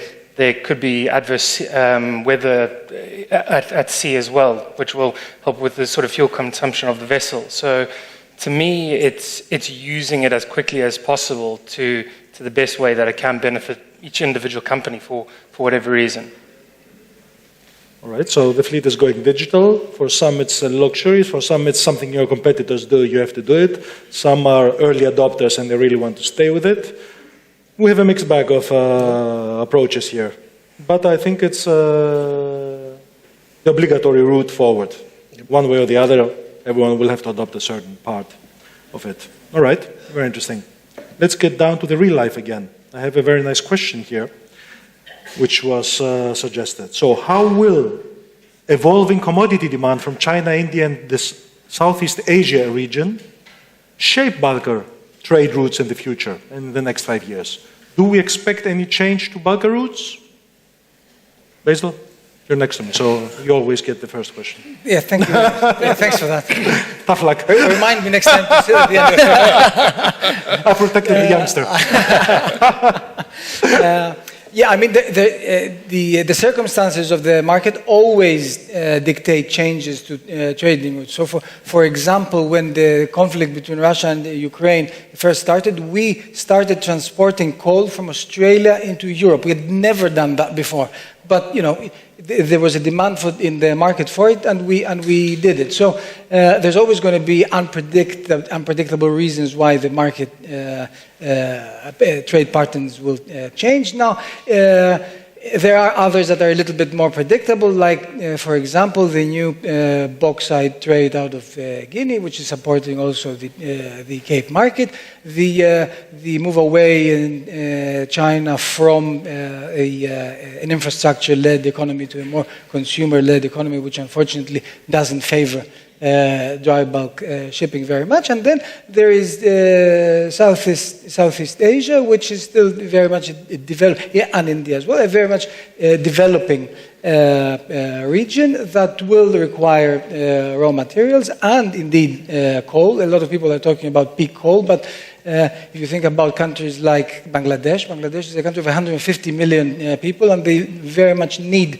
coal for their development over the next period of time. So, okay, maybe India and China will be producing a little bit more of their own coal and importing a little bit less, although even that is not necessarily going to hold, because if cheaper, higher quality coal is available elsewhere, they'll import it rather than produce it themselves. So, all that just to say that, yes, there most probably will be changes to trading patterns, but unfortunately I can't put my finger on it and tell you which those changes will be. Mm-hmm. Alex, you agree? I agree, fully. But my feeling also is that we will have a lot of changes, because, as I said, we're in an uncharted area, and the geopolitics in Asia may be not started yet. I mean, we see that Taiwan and China, also India, like a leader in world economy, is coming, and not only because of the population, but because there is a stability over there and an appetite for more investment. So I think we will have changes a lot. And also, the economy is going east. I mean, I know that Donald Trump is making a big blast. I will do this, I will do the other. But if you travel in the States, you see that they are getting older in all respects. And if you go east, you will see it's totally different. So I think that we have more things to see. No, you mentioned also Trump and, of course, his various sort of tariff threats. And have they already affected any trading patterns, Vangelis, or nothing at all? It's business as usual. I think it's very important to keep a close eye, for example, in India, because it's a very fast-growing economy, which is increasing more and more its imports. There are big development programs from the government in terms of infrastructure, in terms of production, and so on. So eventually, I think that down the line, that yes, there will be changing partners. At this point, I cannot pinpoint if it's going to be just, for example, in coal, that has been for the past couple of years probably change in the market there. But overall, yes, I mean, there are growing economies that are fast approaching the growth rate of China, for example. And I think we'll see more of them in the near future. For example, I don't think we have seen the full potentials of Africa overall as a continent and so on. So. All right. Nathan, I think you mentioned that you work the Pacific a lot. Yeah. What do you see there? We sort of go between the Pacific and the Atlantic quite a bit in terms of the cargo volume that we have. But in terms of back to sort of those three markets, sort of India, Southeast Asia and China, I think they sort of balance themselves out in terms of the bigger picture of shipping. I think with China's sort of demand slowing down, I think India will definitely pick up. And I think the exports out of Southeast Asia will also push quite heavily. We're talking about essentially more of the developing world rarely look to grown population size, which sort of back to Dr. Rokos at the start is consumption, and it's people eating, it's people sort of consuming at home or in day-to-day life, which will push the developing world to try industrialize more. And I think what will happen then is that probably your handies, supras and ultras will potentially see your biggest advantage because of the sort of more difficultness in the different ports, the sort of restrictions in Southeast Asia with the size of the ships that they can take. And I think your smaller sized vessels from your sort of ultras down to handies will almost become very specialized in certain areas, certain trades, with very short sea sort of voyages as well, which will sort of go back to sort of the carbon intensity as well, because it doesn't really allow you to ballast long distances to sort of to fulfill those sort of voyages. So yeah, sort of back to the original question, I think the market will remain balanced, but at the same time I think we will see a big sort of push for imports in India, exports in Southeast Asia and China come off slightly. Rokos, you agree with that? Yeah, actually, I think we are all at the same page. One study I noticed, it was 2 years ago from PwC, mentioned that the Far Eastern countries, including China, India, will double their GDP up to 2050, when Europe will halve the GDP in 2050, which means you can go on the internet and try to find it. It's a PwC study. This means that the market will move in the East. This is something which we all have understood. And on the other hand, for an owner, it's much easier to trade in the East than to trade in the West because of these environmental regulations. And we have seen ships in Far East trading, let's say, without any recommendations, port state control, let's say, recommendations or deficiencies, in a not a very good shape. On the contrary, if you go there in Europe, let's say, and have some kind of deficiencies, it will be you will pass a very difficult time. So I think that the commerce moves to the east. The Far Eastern countries will be in a good uptrend of their GDP, and the market subsequently will move there. And it's a good idea for the Greek shipbrokers to establish an office or an entity in Far East, either in Singapore or Hong Kong, in order to be acquainted with this kind of market. I see that doing business in Europe and the States is becoming more difficult because call it tariffs, call it bureaucracy, call it environmental regulations. Will we see a trend where shipping companies will avoid business over there and go for the job over there? Or will there be a premium for those regions perhaps in the future? Vangelis, what do you think? I think it already exists. I mean, there are people who are kind of focusing in Europe and others that avoid it. I mean, as Dr. Rokos said, there are... people are picking their market now, in a sense. Yes. I mean, if I'm an owner and I have to decide to come to, let's say, I don't know, Greece, Italy, wherever, I need to be sure that my vessel is in tip-top condition. Now, the question is that should there be two different kind of approaches, or should globally the requirements at the calling a port should be the same and the safety measures should be the same, and not have that flexibility, let's say, in the East, as it was said as an example. So, but yes, it's a different market right now, correct. So, George, you think a fleet starts deciding where we stand, which markets we will be going, and this is how we retrofit, upgrade, and what we do? Well, we've seen this a little bit in not as big. I mean, creating huge decision making, but we have seen owners deciding that I'm forgetting Europe. I just get in trouble going there, or maybe even Australia is a pain, and I'd rather not have my vessels there. I mean, we've seen that happen. Not to an extent that it would create such a big margin, I think, for all the rest of the owners who are willing to get there. Of course, there might be a small premium. Obviously, it's supply and demand. It just makes sense. And then this is also the beauty of shipping. I mean, it's the fact that, yes, someone can trade on the Atlantic, someone can trade on the Pacific. It gives different opportunities. Someone might want to have their vessels in an excellent condition. Some others may want to play on a different level, and that's absolutely fair and decent. So. Perfect. So we had some interesting views, John. Over to you. We have more time. We have a little bit more time. We'll extend a little bit. We have another 7 minutes. Many interesting topics covered. Theodore, you've done an excellent job, and the panelists also covering the topics in a fantastic way. So maybe we can have some questions from the audience. Definitely, because sure. I think you've triggered a lot of all right. A lot of imagination. I can't really see well if there's any. There's a hand. I can see that one.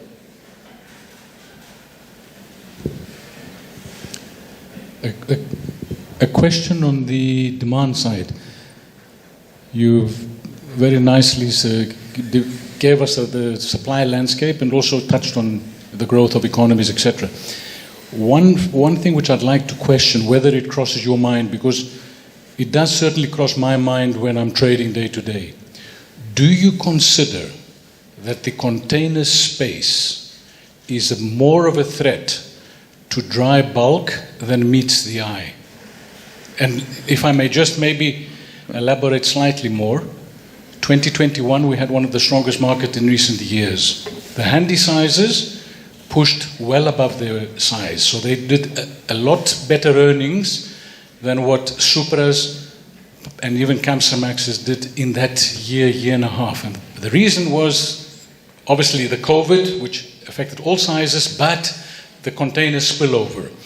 That container spillover, with the supply of container ships being 30%, the dry bulk order book being a lot less, do you feel that looking long term, the container space will be encroaching more and more on dry, and perhaps this may be one of the reasons we are languishing at the present, that we're not stepping up gear in the bulk carrier space?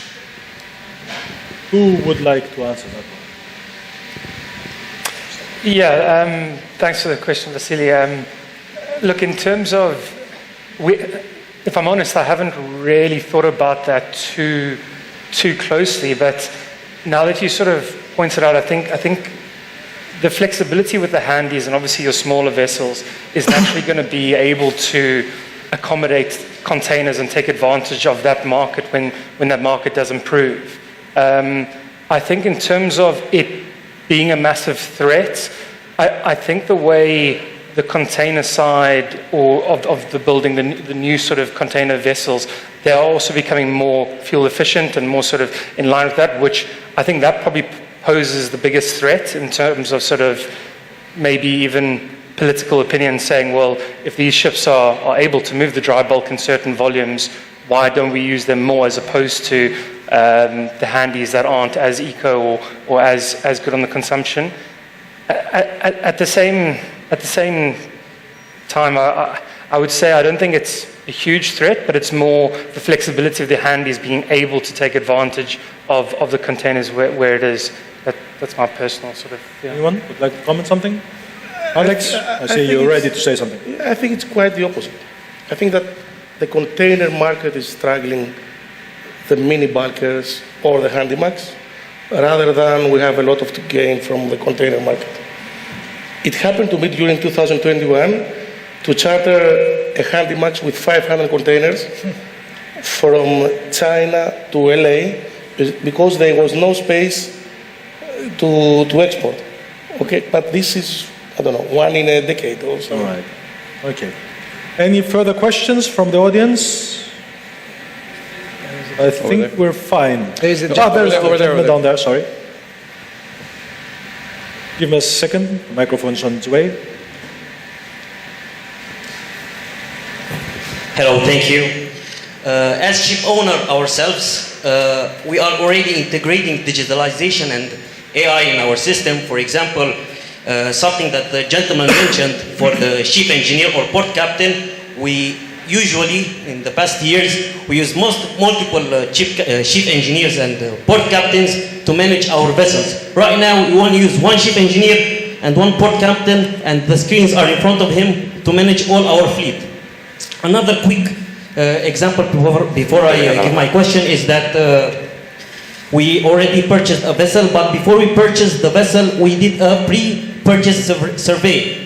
For the surveyor to make the survey, he usually takes a lot of pictures, and to make a report, it usually takes a couple of hours. Right now, using the AI and digitalization, those multiple images will be taken, analyzed, and made a report within a couple of minutes, something that used to take a couple of hours. Jesus. My question is, why do some ship owners don't use this system for optimization and cost effectiveness?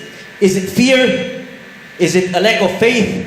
What do you think as ship owners and myself as a ship owner? Thank you. John Blond. Oh. Okay, Alex, he is willing.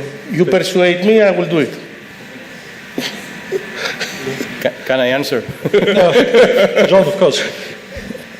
Pre-inspection reports. You are the expert. Exactly. Well, pre-purchase inspection reports. That's a big question. Many of them become automated, of course, out of a template, and just some new data is fed in the system. Now, if that comes, even the photos are analyzed by AI, and it produces a report based on what the AI has developed in its own sense. I don't know how these reports are going to be viewed by the general audience and by anybody who wants to buy a ship using that report. But anyway, AI is correcting, is developing, is here to stay, definitely. It's a tool that everybody can use in a right way and a proper way to assist his brain, not to stop working, but to work clearer and more efficiently. Perfect.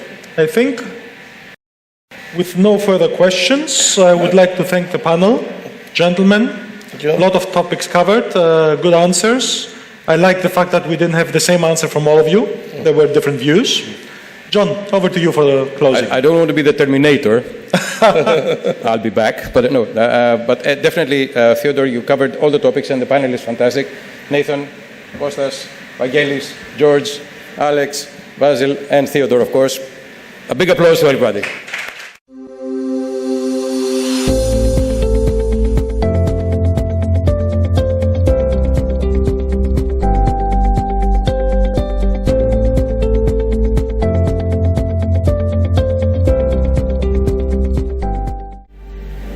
The pictures speak 1,000 words. What we saw, unfortunately, the panelists couldn't see what the audience saw, shows how beautiful shipping is. And the music is by Spanoudakis, Waves, Thalassa. So there's nothing more nice to have a nice understanding of what we do every day, the ships that we deal with every day, and the sea that gives us the living. So, George, you're the best to continue after lunch. No. Actually, I'm not the best, but I'm one of many ignorant people that we are.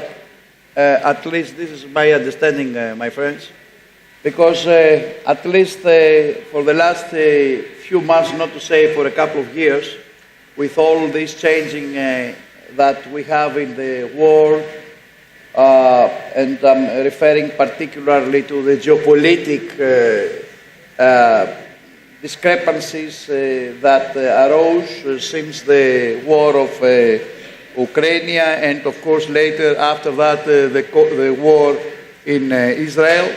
And many people, we feel that we don't know what's happening. And I don't think that there is anyone that has an obsession to this, simply because that every morning, and particularly a few weeks ago, we were turning on our mobile and see whether the bombs fell or not, whether the war is continuing or is expanding, whether one strait or another strait is open or not, whether we will be able to export or import commodities from different areas. But above all, the last 2 years, we have seen and witnessed a steady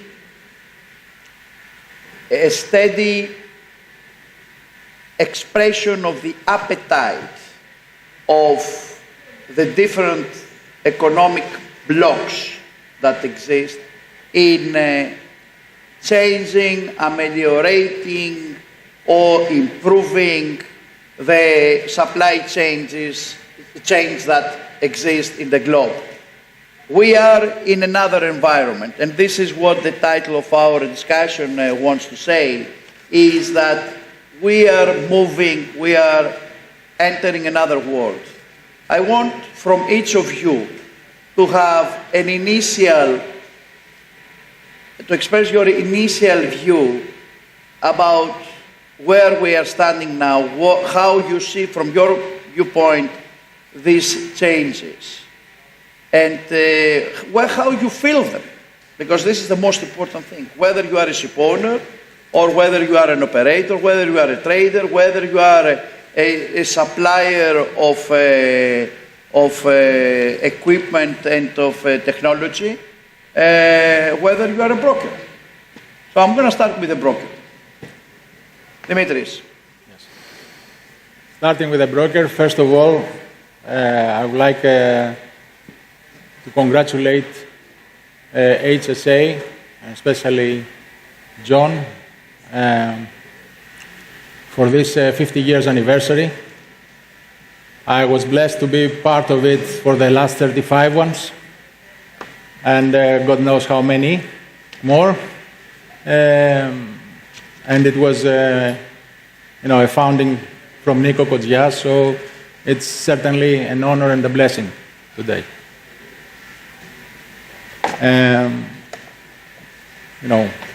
Greeks, we are, in a way, we are the companies associated in shipbroking, for the ones that don't know us, the Greek Shipbroking Companies Association, that are having let's say, the nasty role of creating the framework where brokers are able to conduct business and to operate. Going back to what you said, the way that I see it, unfortunately, we were saying, the ancient Greeks were saying, ουδέν μονιμότερο του προσωρινού, nothing more permanent than the temporary. I tried to see how we can go back to the normal conditions, let's say, that used to be a few years back, and it has to be many years back, actually, pre-COVID.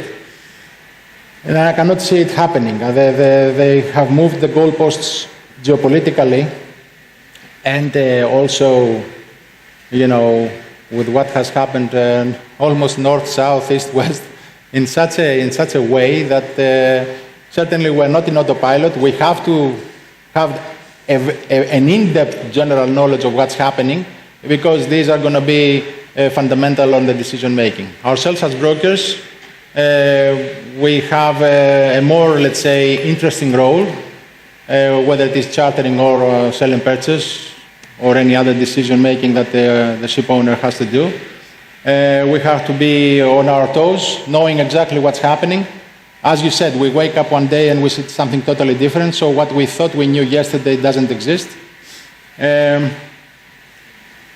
What I would advise our clients is that to actually draft a strategy. For me, the most important is not what you are going to advise the others, is how you are changing yourself in order to cope with these changes. No, we adapt. We have to adapt. How? What is, let's say, I mean, I don't want you to say details, but give me an example of, George, now with all these things, we open offices there, or we close offices there, or we or we want to cooperate with this part, or, how do you adjust this, all these changes? Unless you say, I'm not adjusting because I'm a leader. No. The moment that you make such a declaration is the beginning of the end. So for me, evolution has to take place all the time. We have to evolve, we have to adapt, and we have to grow big and grow strong. Certainly. All right, this is very nice. Certainly, on the other cap that I'm wearing as Optima, this is what we are doing. We keep on expanding, and we strategically select people. Of course, our footprint now is bigger in Asia, having the only European office, the head office, and all the other 4 in the Asian side. But we are playing globally. We have clients all over the world. Of course, the ones that we are allowed to touch, let's say. We don't have good guys and bad guys. We love them all in a way, but we keep operating where we can. Thank you. I keep this word, we are growing and we're becoming leader, and I think that this year's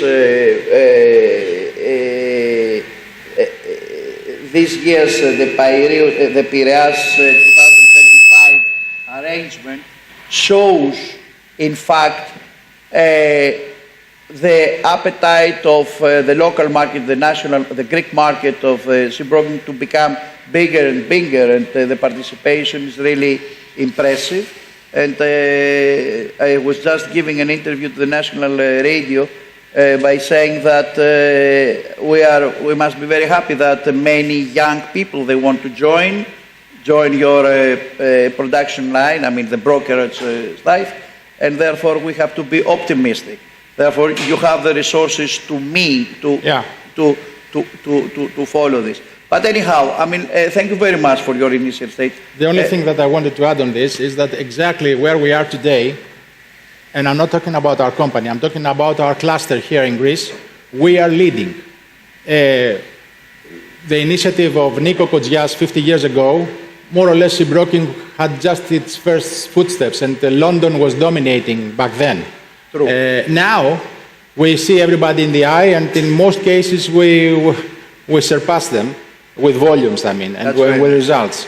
And that's the beauty about it, that now we have a proper industry here in Greece, and we want to make sure that this cluster becomes bigger and stronger, because it doesn't deserve to be in the place that it is. We have #1 position probably as far as ship owners are concerned.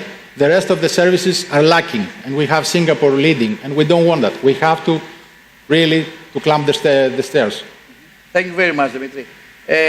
Konstantine, Costa,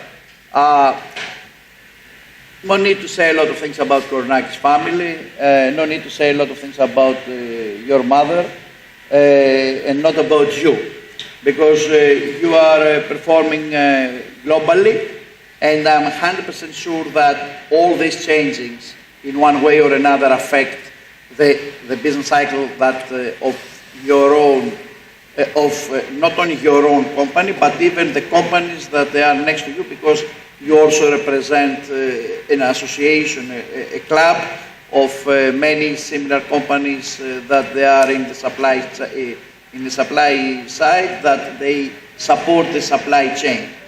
May I have your own initial position on the topic?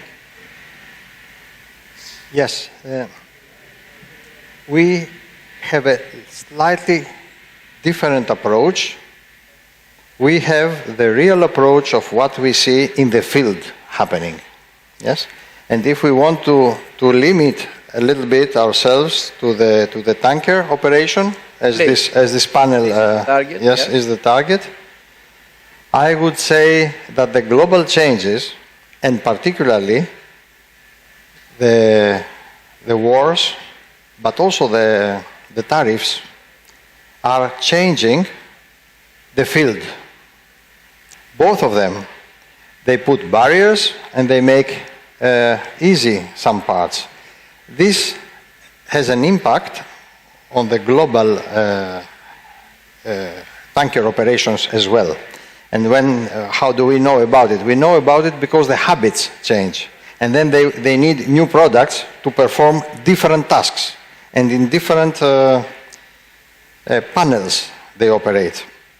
What we see lately is with these geopolitical, as I said, changes, we see that there is a dramatic increase of STS operations, which require different products. This is how much I can say for the moment. When you say product, different equipments and different installations.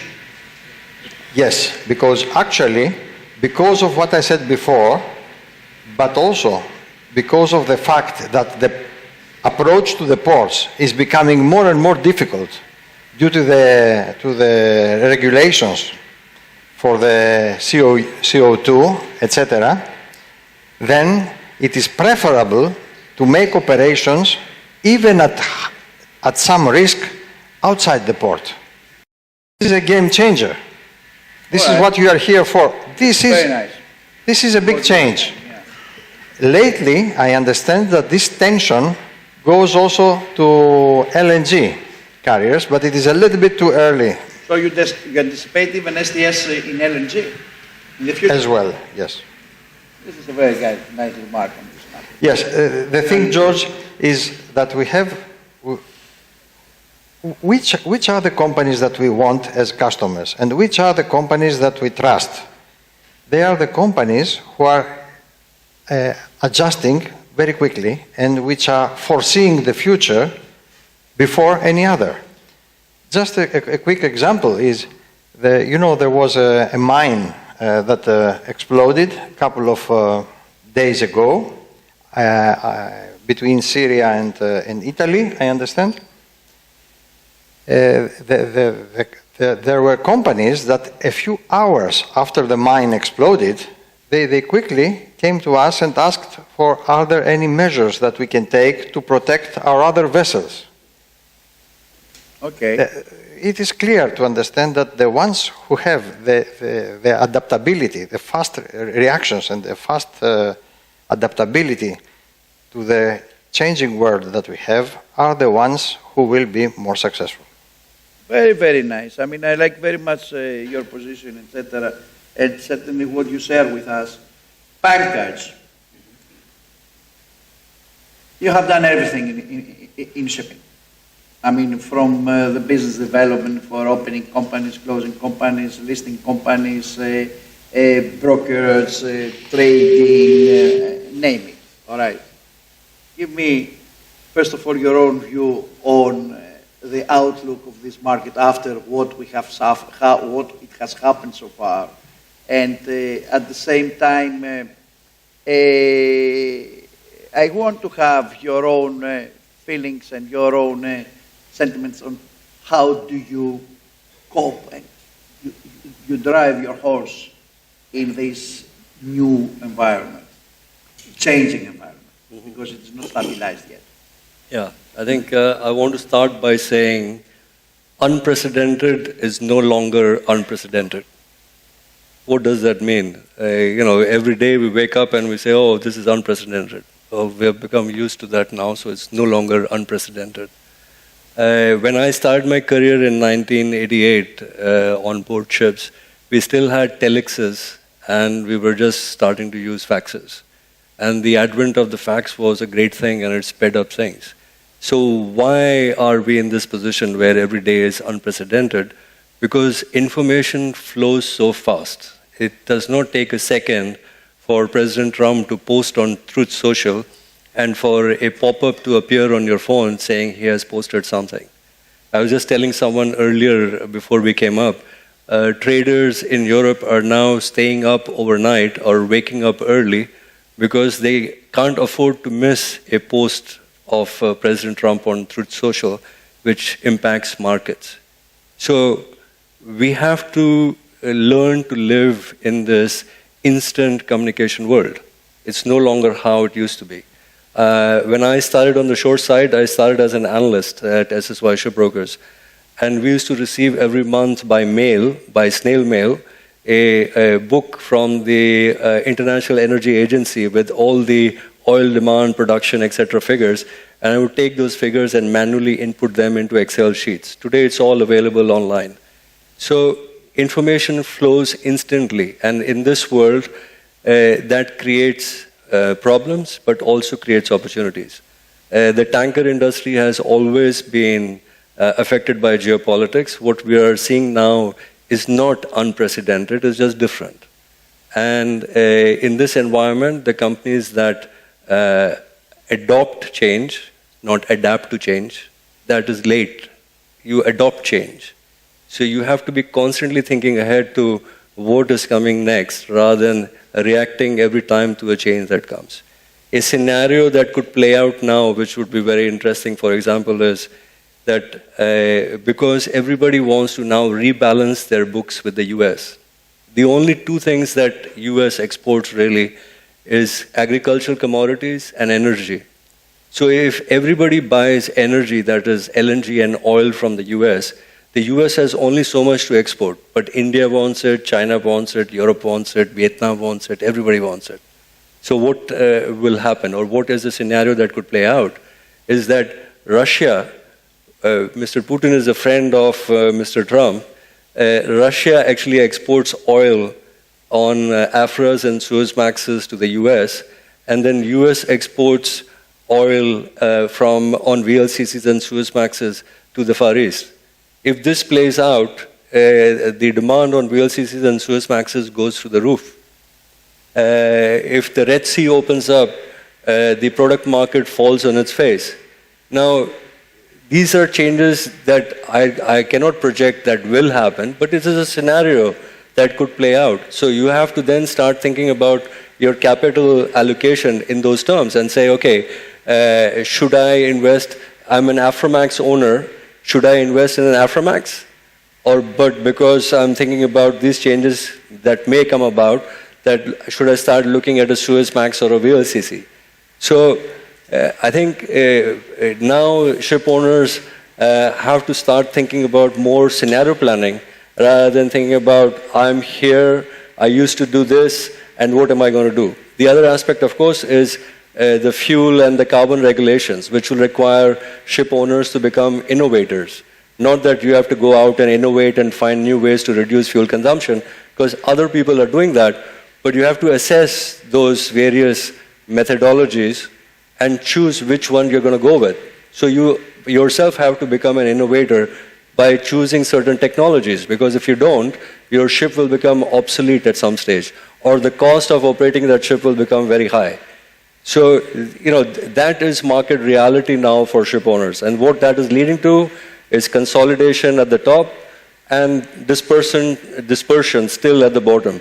So it does not mean that the single ship owner will go away, because people have made a lot of money in shipping and elsewhere, so you will still have the small ship owner. That does not go away. But there is a lot of consolidation happening at the top as well. So my view on markets, there is no crystal ball. At this point, with what's happening with the tariffs, GDP growth is going to be tough. There's no doubt about it that whether you put 10%, 20%, 30% tariffs, that's impacting GDP growth globally. We'll go on this matter. Yes. We'll go on this matter. You answered many questions by yourself, and I'm very happy because people understand how experienced you are on one side and how ready you are for the discussion as well. Eddie, you are a ship owner, tankers. You have faced so many, from what we hear just now from Eddie, you have to face all these changes, all these challenges, etc. And on top of this, of course, you have the seen fleet and the shadow fleet.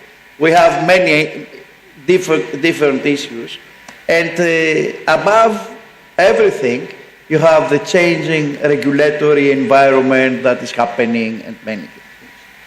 First of all, tell me, has your life changed the last couple of years, meaning in terms of the way that you see on how you manage the vessel, or how you make your strategy from now on, or it is, as he says, as Pankaj said, okay, we have faced everything so far, So it is once more, we have to sit down and think about it. Thank you for the question, George, and thank you, organizers, for inviting me for one more year. It's been an amazing market for tankers the last 8 years, right? So we have to be very appreciative of the situation we're in today. All the tanker companies have substantial cash reserves and are ready to face any difficulties ahead. So this is the good news. Of course, on the bad news is that we've also placed within these 3 years substantial orders. Therefore, this will hurt, and I'm sure we'll go into the details later, the balance between supply and demand. But of course, this supply will start coming by the middle end of this year and will be substantial, especially for the product tanker sector. Of course, it's been, the good market has been, as you said, geopolitic driven. We've seen restrictions in trading. We've seen, as you say, the grey fleet, which has taken substantial part of the business. But on the other hand, we cannot complain because we had a very good market also for the vessels that are not trading this way that the grey fleet is doing. So I think this is normalizing now. We have a certain part of the fleet which is grey fleet, and this is a given. This is not going to change in the future unless you tell me that sanctions in Russia are going to be lifted tomorrow and trading will normalize within a couple of months. I don't believe this is going to happen. Therefore, this is a standard situation. Regarding regulations that are coming, of course, it's been hard, it's been difficult, especially for mid-sized companies to navigate through that. We've seen a lot of ordering, and in that ordering, we've seen alternative fuels being tested, as are my friends here said. Our job is not to test the new fuels and the new technologies. Our job is to have a safe ship and operate in a safe environment for the ship, the crews, and our cargoes. So in that respect, I'm sure you will have questions later, but I'm not going to go through that.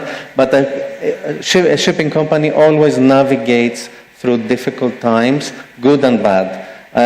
So we're ready to navigate going ahead in anything that comes against us. And let's not forget, every bad market, every challenge comes also with opportunities. So we're looking forward to the market ahead and the opportunities that it will give us to change further the company and navigate through harder times. Thank you, Eddie. Dimitri, I'm getting the next question to you from what Eddie said about the supply side of the tanker market. And certainly we witness a lot of order books, a big order book, and we have seen tremendous improvements on the productivity of the shipyards, etc. Are you that it has been affected now? I mean, we have some issues regarding the, generally speaking, about the construction of vessels, either from India, either from China, because of the 301 issue. But I'm not referring to this. Do you see that there is a slow in the order book of the tanker market? How do you see this happening at the moment? Well, we cannot have a clear vision. The reason being is that most of the first class, let's say, shipyards, which are the ones that are building tankers predominantly, have a full order book until end of 2028 at least. So that makes it extremely difficult because firstly, the shipyards themselves don't want from now to book themselves, and they may always feel optimistic and positive that, okay, if I wait a little more, I'm going to get a higher price later on. The appetite is definitely there, or ordering more tankers. What has happened with the with the dark fleet and everything else, has created in some specific trades, the good ones, let's say, less and less ships. And they want also top quality. They are after always the emissions and everything else. You see North Europe banning open loop scrubbers and things like that. So they want the technology, they want everything, they want to have the efficiency, they want the emissions. And it is needed, and we have to go through. What I see is that there is an appetite. The job of the ship owner, as rightfully Mr. Valenti said, is not to innovate and try to experiment with what is going to be the new fuel and everything else. The safe ship absolutely is number one. But people are after the ideal ship, which personally in my books I cannot see it right now being feasible and being paid by the pockets of the ship owner. What we are seeing is a first-class, conventional, realistic ship with very good speed consumption and everything else, and if you put all the bells and whistles for the emissions, you have a very good product. We are active on it as brokers, and the appetite is definitely there. But there aren't that many slots yet, for the reason that I told you, that also the shipyards don't want to. But will we agree, gentlemen, that the level of order book and, of course, the numerous orders that we witnessed the last 2 or 3 years, it came from two necessities. The first one is the necessity to renew the fleet. And the second is the environmental issue, let's say, in order for the owners to convince their clients, being the traders, to keep going the relationship. This is the one thing, and this is something that we have, let's say, the outcome now as expressed. We are scared on how many vessels we are gonna deliver this period. What's happening on the recycling of the tankers, of the removal of the old tankers? Will this happen? Both. Anyone. The scrapping is at the very minimal. I mean, we haven't seen any significant scrapping this year. If almost that's nothing. The question, so it's nothing. So all this tonnage coming in will just add to the existing. Of course, a significant part of the fleet is above 20 years of age and is non-eco, as we say. So this is a candidate for scrapping, supposing the market goes south. So yes, the market will be balanced at some stage, but at this stage it doesn't look like it. And will be forced to be balanced. This is what I'm saying. I mean, I wanted to raise this issue that we have a buffer, if I can say, not to be so scared on the deliveries, since there is a room on if and when we're going to have a correction on the rates, we're going to have a room for many ships to go. Don't you agree, Eddie? Assuming, yes, you're right, assuming that these vessels will be scrapped after 20, 22 years of age or what, yes, the market will balance again, as it always does, but at this stage, it doesn't look like it. It looks like everything is surplus. But we have to explore this. Yeah, but the timing differential is huge. I mean, you have almost 250 LR2s coming in the next 2 years. You have 100 Suezmaxes plus coming. I mean, all of those will deliver well before any scrapping takes place. That's the problem. It's not that they are timed together. Market needs to go down to OPEX levels for the 25-year-old ships to get out of the market. Today, if you have a shadow fleet tanker that has been sanctioned, you cannot scrap the ship. You cannot physically scrap the ship. No one can.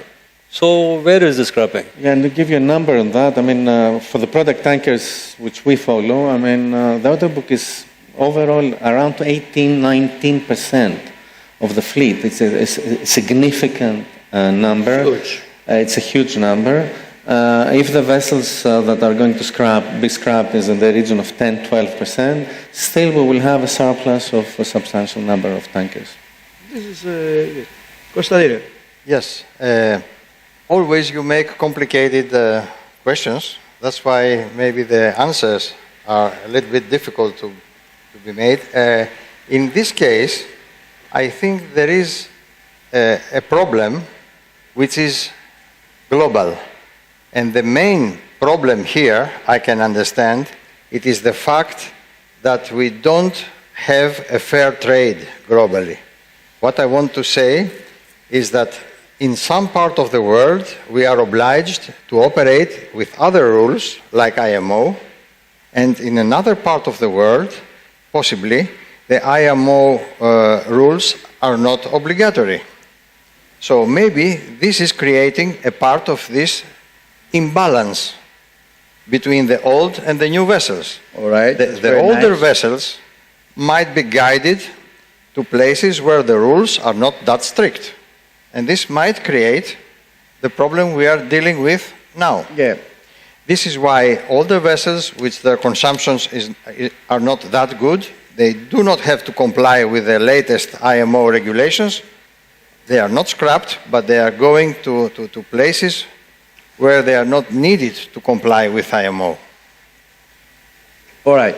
Certainly, now we are talking, it is very pleasant to speak for a particular sector when everything is going very well and money are flowing, etc. But what we are trying to find out here is how we will meet the challenges of the future, or how we will, let's say, protect ourselves from the new discrepancies, if I can say. One of them is the existing order book. And this is what we are discussing. Another issue to me, and I want your position on this matter, is that the tanker market is very liquid at the moment. All the owners are liquid. And at the same time, when the market is up, again, many financiers remain there. It's easy to raise money from there and there. And how do you view this easiness in raising money affecting your business at the moment? Does it eliminate your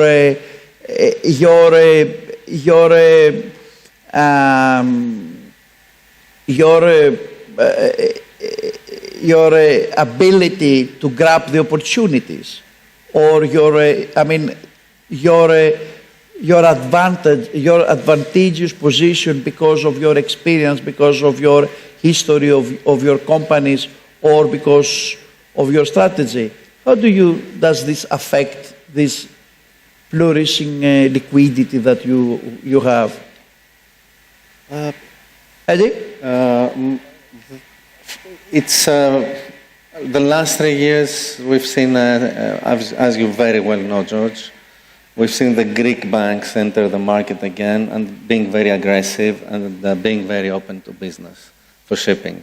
That was the plus side, and we've seen that the European banks in general have been very reluctant to lend to the shipping industry. So we're very lucky as the Greek shipping industry to have the Greek banks, which are again active and giving very competitive terms. So our financing cost, despite the rise of the interest rates, our financing costs remained at very low levels. Now, regarding the barriers to entry, of course, for a new company, for a new company that wants to enter the shipping markets, it's harder. Enterprise. It's not as easy anymore to enter shipping in case you don't have the background, in case you don't have a track record, and a good track record with the banks, and a good track record in shipping. Yes, I agree with you, it will be harder. But let's not forget, and this is a very big discussion, not for this panel, that there is alternative financing as well, alternative financing, very aggressive, very expensive, and these companies can find a way to finance the new company by finding alternative sources. So overall, I think it's for the Greek shipping market, it's a very good. We're in a very good position, and we're able to find finance. Yes, thank you for saying that. But it is true to say that at this very moment, even if it is an Indian company or an Indonesian company or a Chinese company or whatever, it has an access in the financing, it has an access in developing this, and of course, don't forget that a big number of assets at this very moment belongs to the leasing companies of China, which is another, let's say, buffer, another pillow that needs to be monitored on how and whether themselves they are going to start selling the vessels because of the new deliveries, etc. And I want to see this view as a global, the question is, how do you view the competition in your market, in this market, the market of the tanker market? How do you see competition among the players?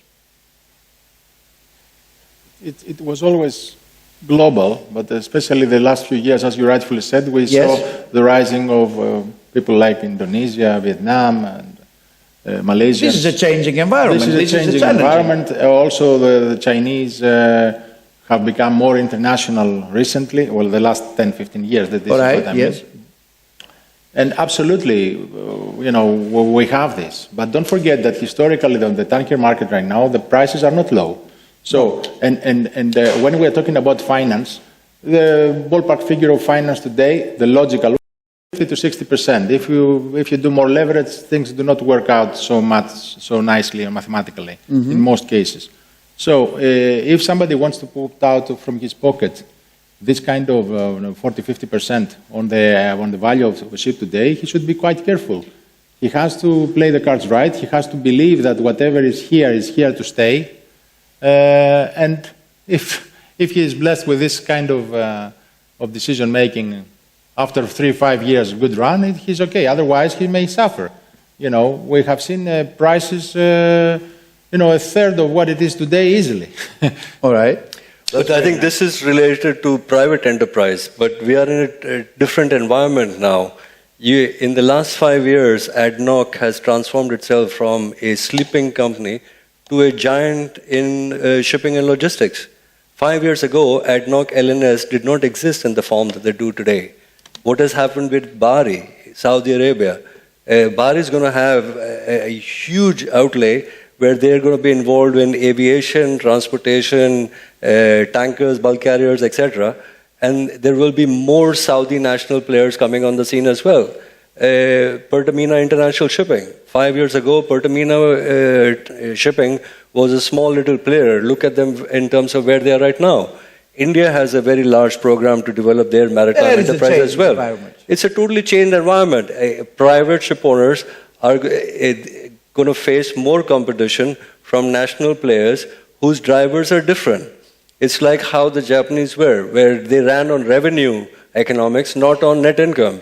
It's the same thing for these guys. They're building national champions. They don't care for the short term if a ship does not make money because they have more strategic interests at play. May I add two examples? This is a very nice statement. Two examples which are related to your question. Yeah. First, China. Where do we see refinery additions and refinery expansions? We see in non-OECD countries. China is one of them. So they're expanding their refinery capacity substantially. Do we, as Greek ship owners, get any business exports from China? I haven't seen any. I don't know if I'm wrong, if you've seen any cargoes which are coming from China. Depends on capacity availability. Capacity availability. So we are a bit, this is a bit of a restriction for us. And let's not forget the new regulations that are coming in the US for vessels that are built, Chinese built. They're going to face substantial penalties in case they want to discharge in US ports. Correct. This is a big restriction and a big game changer. If it applies, which doesn't make any sense, if it applies, it's going to be a game changer and a very big game changer for the industry. Very correct. Yes, if I may say that I totally agree. And the thing with China is but the discussion is coming well when you disagree, not when you agree. Oh, I disagree. Usually I disagree with you. Cannot, listen, this is for sure, but you cannot agree with both of them or with all of them because we have different... I agree with the comment about China. And the thing is that in a global market, there must be global accepted rules. It cannot be that we have to have another type of vessel if the vessel operates in the West. And who's telling you this?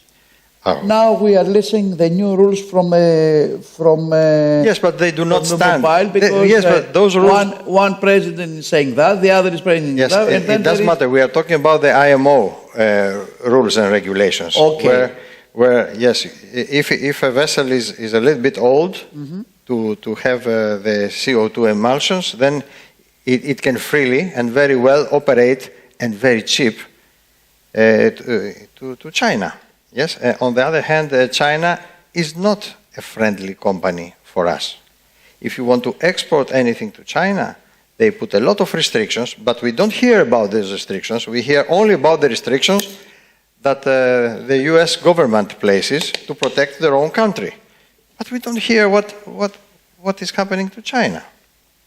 Yes, and we never compared what is happening in the States with what it was imposed by Europe through the ETC and all these matters, you say, because the one is responding to another and the one is giving the rights to the other. Well, in any case... But this is the situation.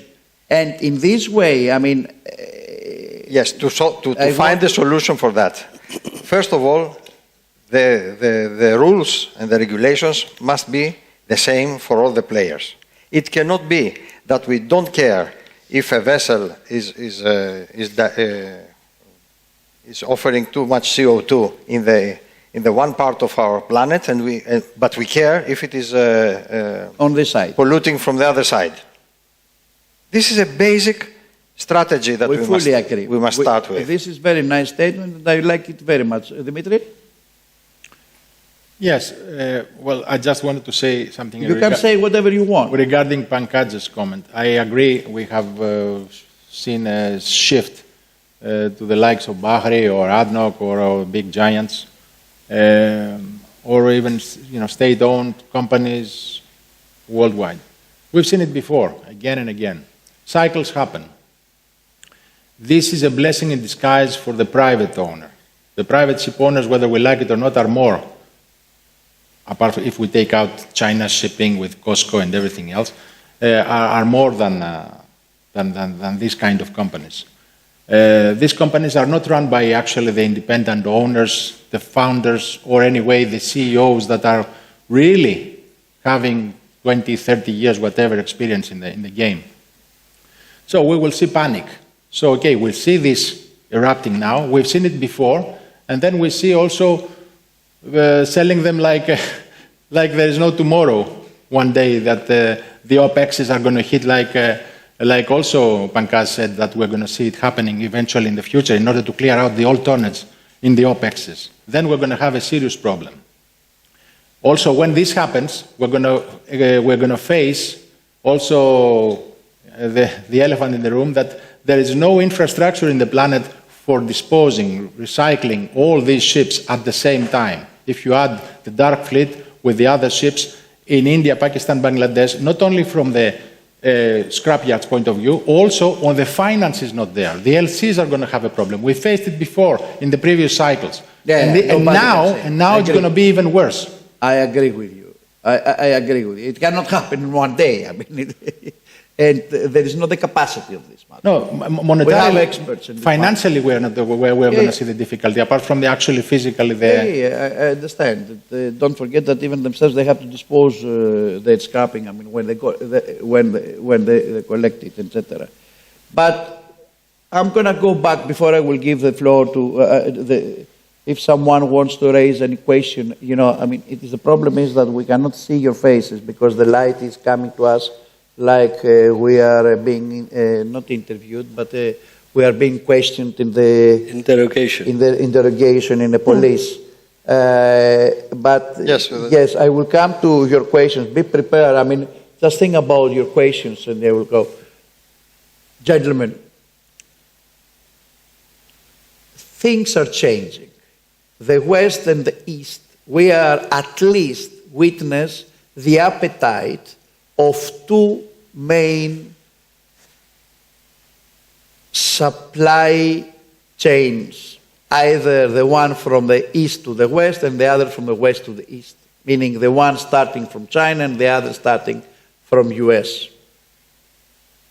Greek market, the Greek shipping market that has built many ships in China, no one can say it, At this very moment, we built, I don't know if I remember well the statistics given to me, were about 650 vessels that we are building all together as Greeks. All right, and about 60% of them is in China. Okay, and we have in front of us two different supply chains. All right. Is this something that can affect, if you want, our market? Is there any room? And now, of course, it's not only about tankers, it is generally speaking, but still in there are a lot of tankers. Do you think that we are capable in managing all the ships, irrespective of what is happening, what has been said about the Chinese-built vessels or whatever? I think you have to look at it sector by sector. So, for example, on VLCCs, if you can't just look at the new building order book, you have to look at the fleet. Chinese-built ships as part of the VLCC fleet are a smaller fraction, so it can be managed. Suezmax is slightly higher, but still is manageable. In certain segments, like the Chinese started building tankers in MRs and Aframaxes. So those are two sectors where you have to adjust, and there will be some issues. But right now, they have given exemptions for a vessel that is below 55,000 deadweight. You may actually not have to suffer these higher port charges. But Aframaxes discharging in China will definitely suffer that. And then similarly, you go, sector by sector, what is going to be in dry bulk, what's in container. I think the market will adjust. And also remember that Mr. Trump's presidency is 4 years. We have already been through half a year of that. How long is it going to go on for? Will the next administration also follow through? What will be the consequences, etc.? We have to deal with the present. At the present, I think the market will adjust. Chinese-built ships will move to other trades, and the Korean, Japanese-built ships will trade to the US. Very nice, very nice, very nice. Siponis, are you? Absolutely. Absolutely. I don't have any comments in that. But still, let's put it, okay, things look that it would go that way. It's a significant point. It is a significant point. It looks like it's going to go that way, but I have deep down a hope that logic will prevail and it will not happen at the end of the day because it doesn't make sense. Yes. The only thing that it is a bit not scaring, but it is an issue that makes us to consider it deeply is the fact that this announcement of President Trump is not coming just because as it happened other announcements, but it came as a continuation from the previous administration. Therefore, it is the administration that calls, and most probably it is a response to the ETS system that the Europeans imposed, or the Chinese, as you mentioned, Konstantine, before they made other things. All right, Costa, you yourself, you are a very big supplier of equipment, the technology, and many other things. Where is your challenge on this matter? What is, let's say, changing from one day to another? I mean, from the new environment. The operational habits are changing at the same time. As I said before, more STS operations are being forced to make, especially when we talk about tankers. And the place where they take and the conditions under which they are obliged to take and the risks.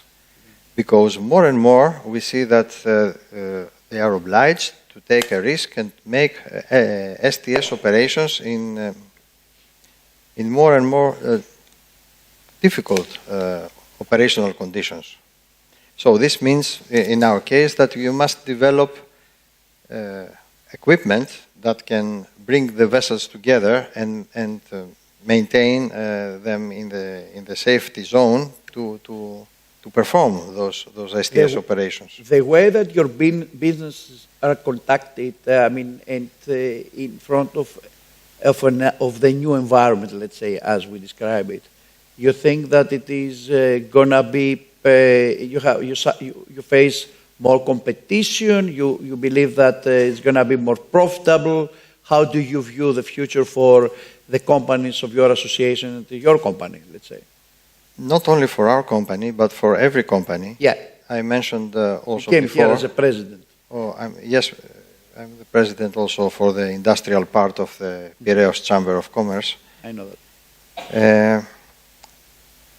Who is adjustable and flexible to produce the next generation's product and needs. He has the technical advantage and the financial advantage. No doubt about it. Okay. Who can predict before the new regulations. To meet today's regulations, everybody can do it. Otherwise, he's not in business. But all the game is who will predict the next generation's requirements. Are we going well on this matter? Yes, we are going well. Many big companies like BP and Shell and Chevron, they are trusting Greek products. Yeah. Yes, I don't want to say about our company, but generally even speaking, your company. I mean, yes, also our company, and we are honored to be maybe the first company of our sector that we export to Australia and Africa, where I didn't hear many things about this new area of Africa, Mozambique, and so, for very difficult operations. Yeah. Africa is a significant developing area and a key economic point that will influence 100% the new supply chain design. For sure. And we are already there. That's very nice. That's what I mean. Especially for LNG. I think on the oil side, unfortunately, they're on the declining aspect. But as far as the LNG is concerned, Mozambique, maybe Namibia, Tanzania, Mozambique and Tanzania for sure are going to be great. But West African oil production is on a declining curve now. But in general, Africa is an energy exporter and an importer of products. Now with the Dangote refinery as well, it's not a one-way street that only products are like crude is going in, but product is also going out. This is the case. All refineries are long some products, short some products. So that has created trade. So Africa is key for economic growth going forward in general for the world, but also is a key exporter of LNG going forward. Very, very nice. Very, very nice. Please, questions. I have someone here. Please. You can. Each one can state his name and whatever. Hello, hi. Yeah. Can you hear me? No. Yeah. Alexander.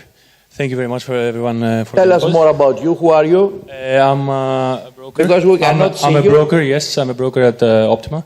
Bravo. I would like to ask all the participants and speakers if they have felt any difference in or any given incentives now, given the new stance of the US towards shipping and to China. Have they felt any incentives to move in the market according to their way?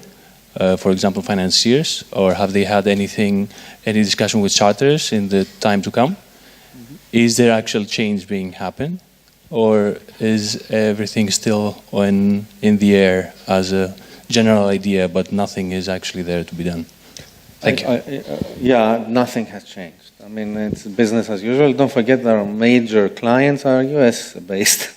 So Chevron, Exxon, etc., they're US-based. Nothing has changed.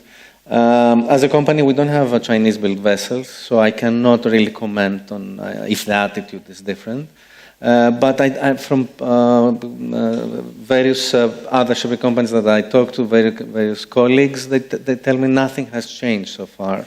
We haven't really seen anything. In any case, we are listed also in the US, so we have, let's say, an advantage over other companies because we might be considered a US company, although we're just listed there, we're not a US company. But yes, we are set up for a change of environment in the future. We don't have any issues, but I haven't seen any change so far. I don't. Not on the trade, but there is a huge change coming as far as US owned and operated shipping is concerned. I was in the US 2 weeks ago. There is so much underway in terms of how much can be provided by the government in subsidies for building ships, operating ships, crews, everything. So US companies are going to grow exponentially because of the changes that are coming, but they are growing from such a small base that it does not impact on a global basis.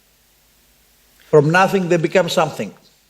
Yes, and from our side, as I said before, we generally follow the flow of the major oil and gas industry. So, according to the guidance of the new president, if they are forced to make more and more excavations, and then we follow this route. It is very simple.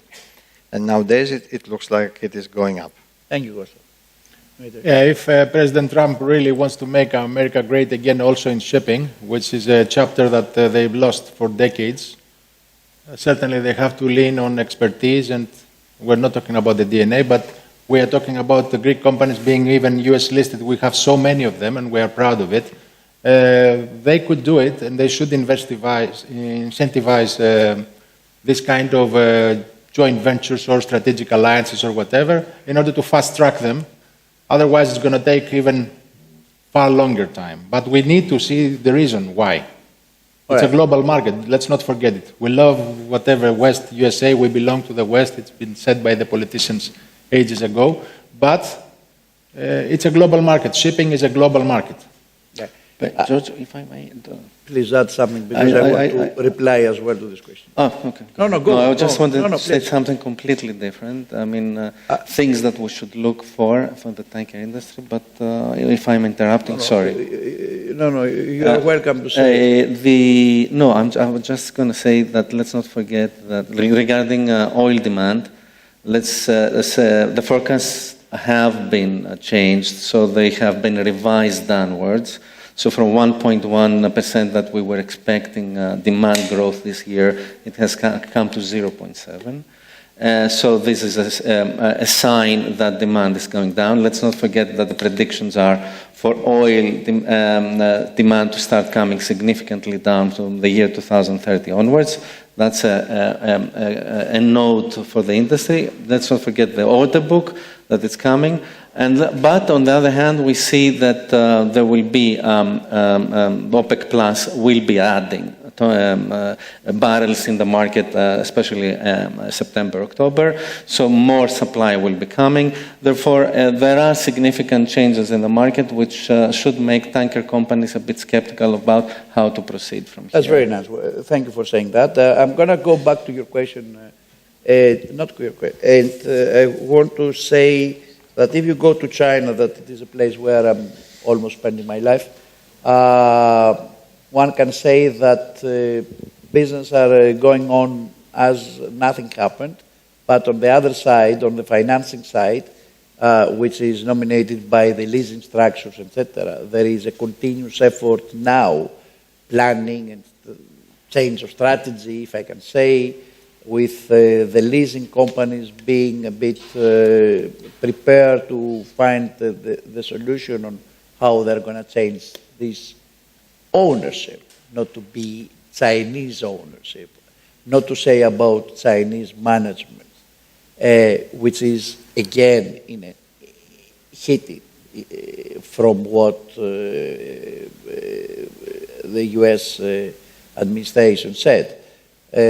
So therefore, we might see in front of us some changes, some surprises, and we might have as well a rebound or a comeback to the particular structures of the mortgage financing instead of leasing financing from China, and certainly more and more cooperation with Western or other nationality banks. This is something that has already seen in the market. George, thank you very much. There is, you see, 0 seconds now.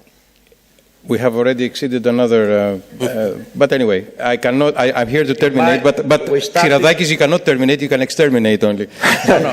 So we are all expecting something like that. It is 2:10. We are fine. We are fine. We finished 3:10. We are fine. We are fine with the time. We're fine that you analyzed very nicely. I think very interesting topics. We're facing very challenging things, especially coming from... There's one more question, I see. If we have one more question, we can take that one more question. One more. Okay. Yeah. Right. I'll pick on Mr. Koukas. My name is John Faraklas from All About Shipping in London. You mentioned about recycling of ships, that you cannot do it simultaneously. You can from the 80s. You can use laser cutting equipment. I will name you a company like Marubeni, etc., but it's the governments that they stop this thing. And they use labor that in appalling conditions. And I don't give any respect to the Hong Kong agreement, despite that same was put together by my good friend and schoolmate in Spetses, Nikos Mikelis. That's an important issue to convince the politicians to use the utmost healthy equipment to recycle ships. And the other thing that I believe that I can give you a nice warning, that nuclear propulsion is here and will come faster than people think, and I wonder what the tanker owners will do. Thank you. Okay, I don't want, Yanni, thank you very much on this, but Dimitri, if you want to say something. Just quickly. Although we cover a bit on this matter. Quickly that, yes, I agree with you, but unfortunately politicians are running in agendas that are not feasible. They considered Europe something else. I think they castrated really many activities. If you want today to have an unbelievable plan, to have totally green ships, and you go and apply into European Union for a license for a new shipyard, even if you have the plot, everything is amazing, they're not going to give you the next license. So certainly they're not going to give anything to recycling. They don't care. The technology is certainly there, but the agenda is not there for them. And we are falling behind on this. There is no incentive by any other nation, really. We have locked ourselves into the Indian subcontinent only. And that's why I believe that it is a huge trap, because at the end of the day, the clearance of the old fleet is going to be extremely difficult when the time comes. It's going to be a huge bottleneck, logistically and financially, to do it. And I wish things were different. Recycling is part of a game. It's one of the greener things if you do it properly, like you said, with laser cutting. Okay, we don't have now child labor, but we have a lot of other things which are dirty over there still. Regarding the technologies that the gentleman mentioned, we had recently our Intertanko tanker event in Norway, and these were extensively discussed, of course. And you're right, nuclear and green hydrogen were let's say, the new way forward. All the other fuels were a bit, let's say, on the grey zone, so yes. On nuclear idea, I would just like to add something, that the bottleneck today on nuclear is not the acceptance of that vessel if it comes into a port by people because they think it's nuclear and whatever. I think it's the lifetime, the lifespan that the engine, the reactor has, which is more than the lifespan of the vessel. Right. That creates a huge issue, because if you have, let's say, double the lifespan, like 50 years, which is more, but I would say, just as an example, if it's 50 years and the vessel is scrapped at 25 and that reactor has to be installed in a new ship, would you, in the year 2050, be happy to take an engine that was built in 2025? No. You would ask for the latest technology that's produced then, or at least close to the year of build. That is the biggest bottleneck. But I hear that they are trying to reduce and make it smaller to have a lifespan equal or just over the lifespan of a ship. John, they've done it already with the data centers in the States. And that was a game changer in the nuclear industry, with the smaller facilities closer to the data centers with the AI and everything else. And we're going to see it happening in shipping eventually, Mr. Faraklas. Why do I say eventually? Because we have two issues. One is the cost. Your company cannot bear the cost, because your charter is not going to be rewarding you accordingly with probably double the price or more. The alternatives. Or more on the ship. Okay. We're going to have to tackle also who's going to be there as far as crew is concerned, and who's going to run your nuclear reactor over there. It's going to be totally different crew with totally different education. But last but not least, right now the shipbuilding industry is spoiled. They don't want to change. They just want to copy the last order So whenever we go to the shipyards do not want to adapt with any other new changes or the technologies. They just want to make a repeat of the last order. So it's going to take a long time, I think, until we see ships hitting the market. But the Saudis invest approximately 6 billion now. Yes, and for the construction and the new shipyards, etc., whatever. We have really run out of time, but Kostas, one last word. Yes. And then we have to... Kostas will be in Saudi. Just a small note. Yes, our company is involved in a project for even talking now about the new generation of this kind of... nuclear power, where it actually does not pollute. So it is not dangerous for the people, and it is not dangerous for the environment after expiration of the raw material. That is, the bad news is that, as far as I know, the first project for that, it is not commercial because the nuclear power is produced by a very, very expensive material. But unfortunately, it is going for military applications because only they can afford the price. As John said, this is how everything starts. I mean, and Dimitri said the idea is that they will have airplanes moving around the planet for years. For years. Nuclear, before we stop, nuclear has a problem with the word nuclear, and I think some people are trying to find alternative names, maybe fusion propulsion for the ships, it's fusion propulsion, something like that, because the nuclear word doesn't soak well with the public. Okay, gentlemen, I want to express ourselves, the four of you and myself, in congratulating President Gogias and the BOD. And you cannot dictate to me. I'm a replacement of Aftias here. So, listen, President Gogias and his own board of directors, and as well as the members of the HSA, because they have elected you to have such successful organization, and we wish you to keep going and to celebrate sometimes the 500 years. All right. Thank you very, very much, Mr. President. You can applaud to this wonderful panel, please.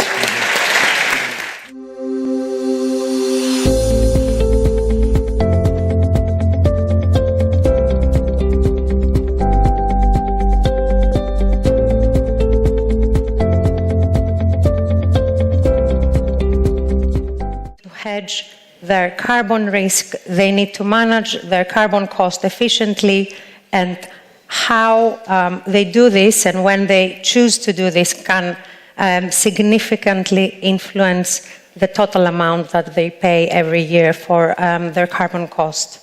That's the one point I wanted to make.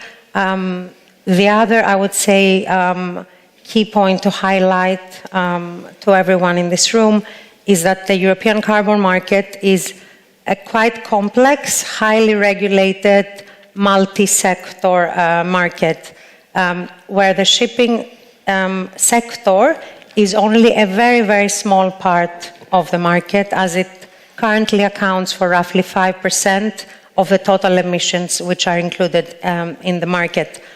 The biggest sectors that have the biggest influence in the market are the power sector and the various industrial sectors. So what happens in those sectors, the fundamentals, the trends, are really what is important in terms of determining the price of the underlying compliance asset, which is the EU carbon allowance.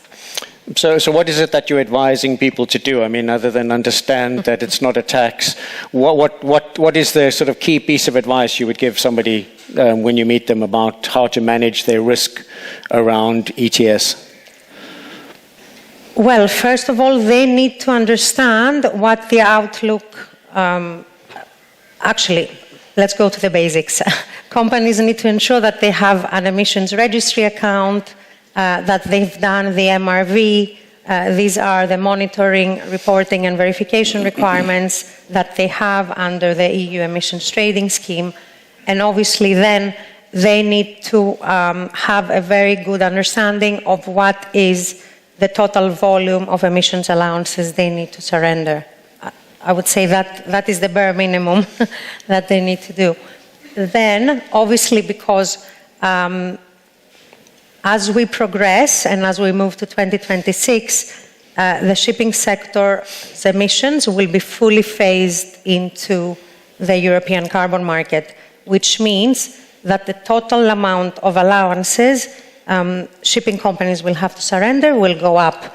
So they will have a bigger exposure, but at the same time, they need to start monitoring the market dynamics, the market trends, and the outlook for EU allowance prices, which is quite bullish as we move to 2030. So it's a tradable commodity, and people need to understand that. But I mean, we're an industry that's very famous for being first to be second in everything. Mm-hmm. So we wait, until somebody else has done something. When I ran an emissions poll in Dubai recently, it was a Slido, and the Slido question was about how well do you understand emissions regulation? And the top response was, we'll understand it better when we get an invoice, which just shows you where we are. I mean, and that's a truthful answer, right? We'll understand it better when we get an invoice. Okay, so we've been speaking a little bit on the panel, so I'd like to throw this open for conversation on the floor. So are there any questions from you, any comments, anything to get a conversation going? We're nearing the end of the day, so let's try to make it a little bit more interactive. Questions, comments? While you're thinking of your questions, because there have to be some, I mean, this is a complex area, no one has all the answers. We don't have all the answers either. There is one there. Is there a question? Excellent. No? No? Somebody who's just scratching their nose? It's like an auction.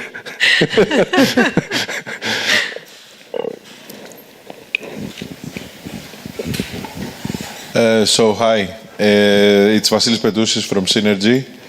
I understood from Mr. Kokoulopoulos in the beginning of your panel that there is an intention that the framework will simplify with only one regulation prevailing.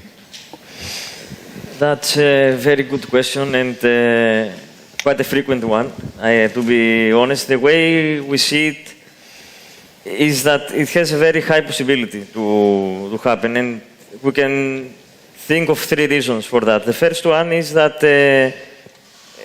FuelEU has opened the window that in the regulation that they say that if something similar becomes global, we are going to revise reassess the regulation, of course not cancel. That would be ideal.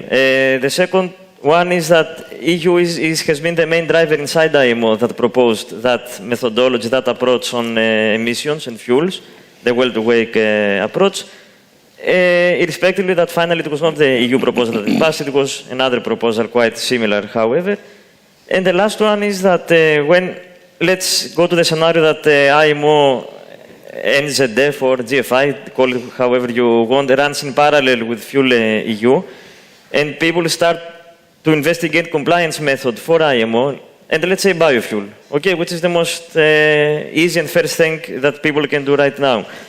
If you bunker the adequate quantity of biofuel to comply with IMO, you comply by default for FuelEU. It's very easy, the targets are below.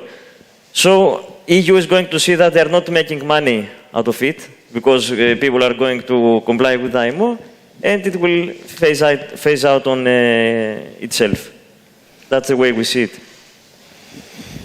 Thank you. Any further questions? This one there, thank you. Hello, Maria Chami from Ocean King. I would like to ask if there are any specific examples or data from the application of the decarbonization technologies that can show their commercial advantages or benefits. Yes, okay. Yes, there are, we have some cases that we are familiar with. For example, as I mentioned before, for wind-assisted propulsion. There is also a case that is quite in the media lately for Bo Olympus from Oldfeld, that there the savings measured were 20%, The voyage, the route that the vessel is doing is transatlantic.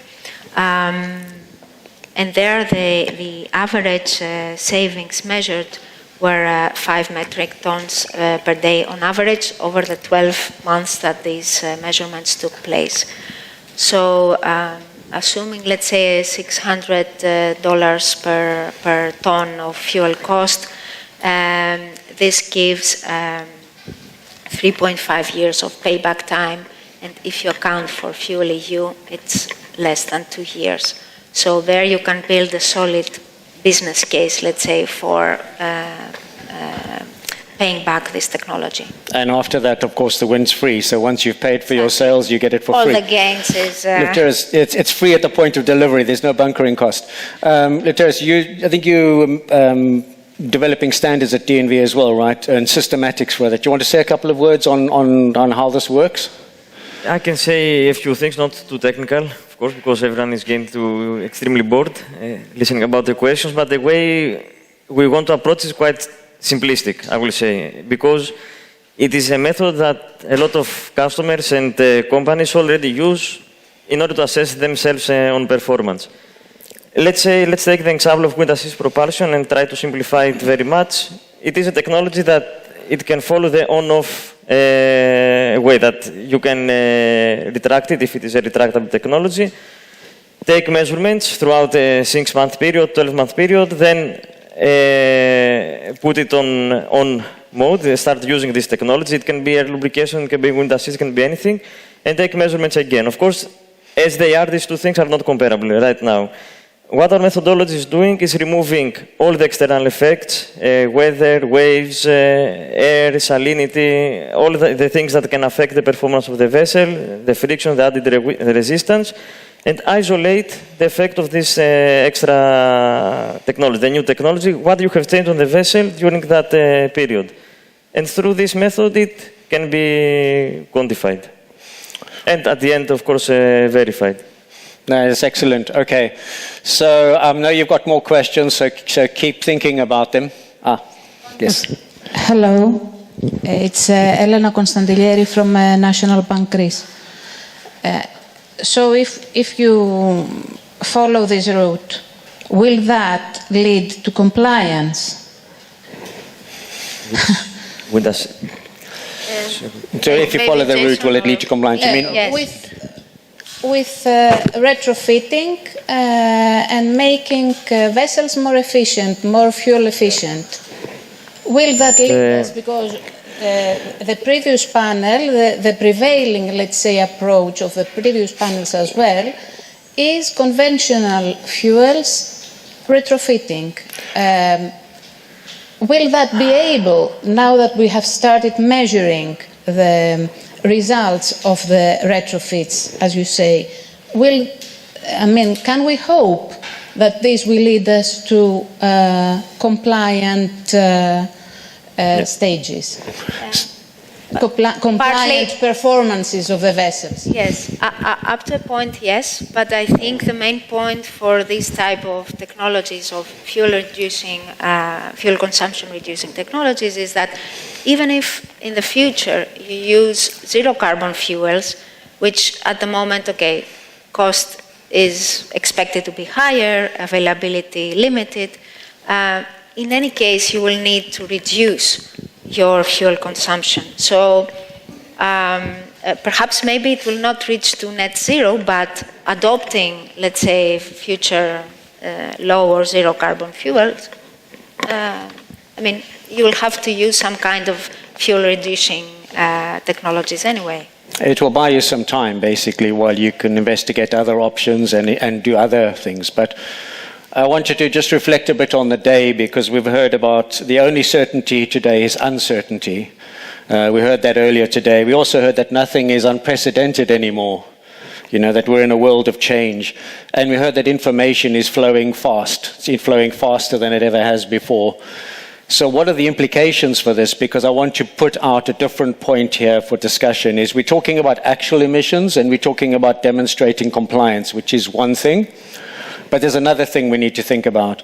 We need to think about how we are being judged as an industry, whether it's by external stakeholders, by various platforms. We need to think also not only about our actual emissions, but our digital exhaust. What does our digital footprint say about the way we run our business? And who can see that, and how are decisions being made based on the information that others can see or use in various platforms? There's an absolute wall of money being thrown at new platforms, new data solutions, AI. You hear this every day. But what's happening is we're reaching a tipping point where you can see clearer and clearer into the operation, and it becomes less and less possible to say one thing and do another. So I think that while we're thinking about all of this, while we're thinking about demonstrating compliance, we should also be thinking about what good looks like for our business. So compliance is an objective. Yes, we have to comply, but compliance isn't the only objective. We need to think about how do we do better every day? How do we position ourselves in a better way towards the cargo interests? How do we take older vessels and extend their life or improve their operating efficiency? Because it's no longer really about whether we demonstrate compliance or not, or whether Port State will check us or not. There are all these data platforms and systems that are judging you, and these are individuals that are not sitting in the contractual chain. They're not even the charter or the owner. It's financial institutions and other people that sit outside of this chain that are judging you. So I put that thought out to you to think about not only of your actual emissions, but also your digital footprint, your digital breadcrumbs that you leave behind. Does anyone want to add anything? I'll just take that a step further, actually, because we are, Martin, you're touching upon the subject of data, big data, and what do we do about it? I'll just narrow this down to ship financing again. So for those of you that are not familiar with that, there is this concept of Poseidon Principle signatory banks. That concept started 5 years ago with a small group of large internationally reputed lenders that came about the idea of financing their clients, their ship owners, typically larger ship owners, public or private, on the premise of there will be transparency in monitoring those emissions and the efficiency of those financed ships, with a view to make financing terms more compelling for those ship owners. So there's already at least a 5-year track record in collecting data and analyzing that, and that's actually quite a steep burden if I hear the technical teams of those ship owners right in saying that, oh, there's a big questionnaire on my lap again, I have to fill it up and all of that. And continuing that other end of the story on the part of the ship owner who is investing, there is no real tangible benefit, material benefit in that. As I was indicating earlier, there are some key performance indicators, and so long as those finance ships make them, then the lender is reducing their interest margin, which is essentially the profitability, a metric of the profitability of the bank, by 5 or 10 basis points, that is 0.05 to 0.1% per annum, which is not much for all the burden. So the first point I want to make is that there is data out there that can support how efficient that equipment, that ship is, and how efficient the operation of that ship is. So that linking can be made.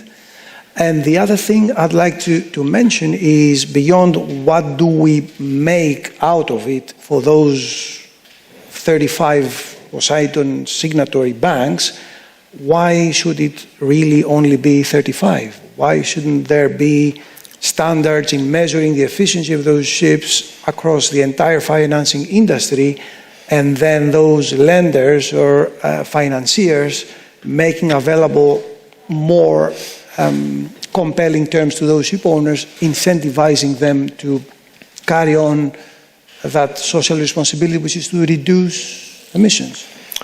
Yes, a very, very good point. I mean, and we're going to come back a little bit to the residual value of ships, or the S&P value of ships that are efficient. Please, we're going to come back to that. But I think, aside of also the banks and financing of things, obviously there are large mining companies, there are large oil companies, that are under pressure to disclose the embodied carbon in the steel they produce, in what they transport.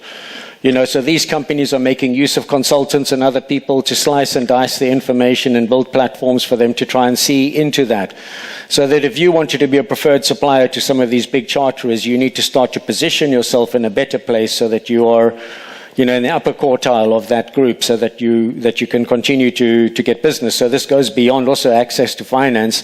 It begins to go towards access to cargo, and we've seen there's been a kind of a flight to quality lately, given what's going on geopolitically, as people are seeking out more reliable counterparties and basing their decision on who they want to use as a preferred supplier. These are getting more and more layered, and they're getting more and more digital tools to help them make these decisions. So I think that's also the point. It's not only about what I need to do to comply, but how do I position myself to be competitive in a changing regulatory landscape. I wanted to come back a little bit to, if we talk about the freight market, there are ways in which we can see that in a more efficient ship should be able to earn more in a freight market. At least there's a potential for it. But I wanted to come back also to the S&P value, right? So you've done a conversion, you've got wing cells on your ship. How does that affect the S&P value of ships? I mean, perhaps, Carola, you want to say something about that? Yes, I can comment on it. Of course, I'm not the expert on that, but based on the available data from Clarksons, for example, these fuel savings are creating a positive MPV. And also adding the premium for compliant vessels, the overall premium of the vessel value, it becomes, I believe, attractive. As an example, for a 5-year-old Cape-size vessel trading 270 days, and adopting decarbonization technologies, there you can see that a possible range of resale premium could be in the range of 10%, 10 to 15%. This so is based on Clarkson yeah. data, which I believe is something attractive. It could be substantial, because also that's going to affect, let's say your mitigation measures. So you buy a ship and you understand what your pathways, what your route is to salvation, and you know that you can do paint, Mewis duct, bow duct, wing sails. You can at least trade the ship for 5 to 7 years. You've got a pathway to demonstrate compliance, but also to keep the ship competitive in the market.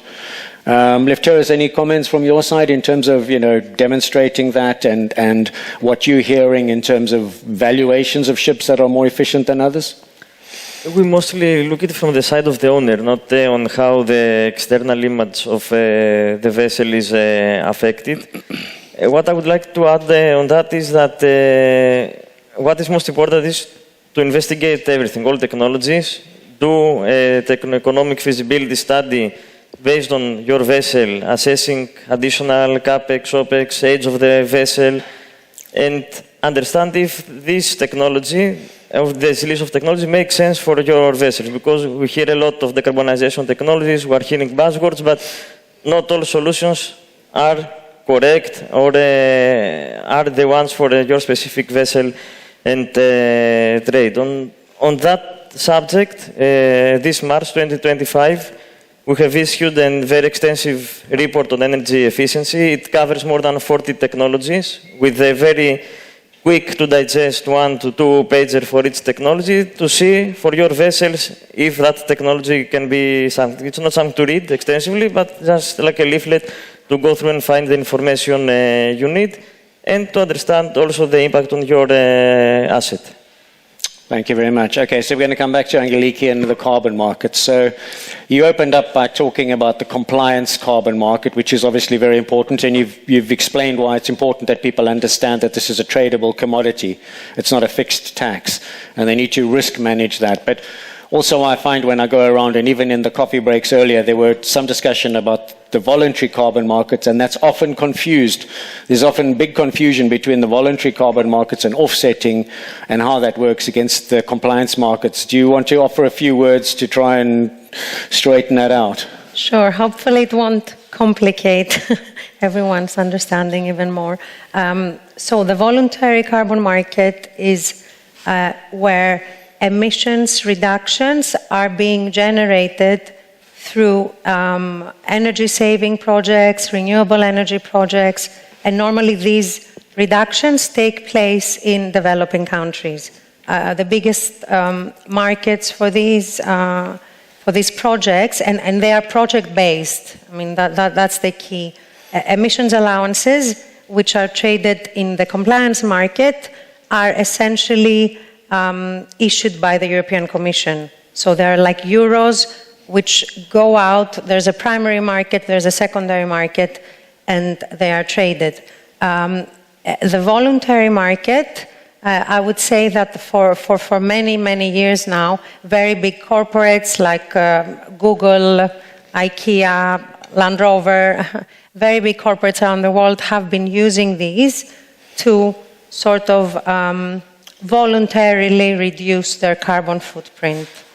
And I would say that there is still a lot of interest for those green credits or carbon credits, as we call them, from the shipping community as well. But unfortunately, these cannot account for the compliance obligation that the shipping sector has under the EU emissions trading scheme. So there are two totally different markets. These are two totally separate, and obviously one of the conversations I was having earlier today was, well, what if you've got an existing forest? Can't you offset against that? The answer is no. That has to be additive. So whatever you do on a voluntary basis has to be additive. And then where it gets difficult in shipping is that you have to show how you go beyond the regulation. And that becomes harder and harder to do when the regulatory goalposts are shifting. How do you keep showing that you're ahead of them? Becomes increasingly challenging. We've got a couple of minutes for questions, so I don't know if there are any more questions or comments. There's got to be some. Yes, there's a question, please. Very hard to see from here, by the way.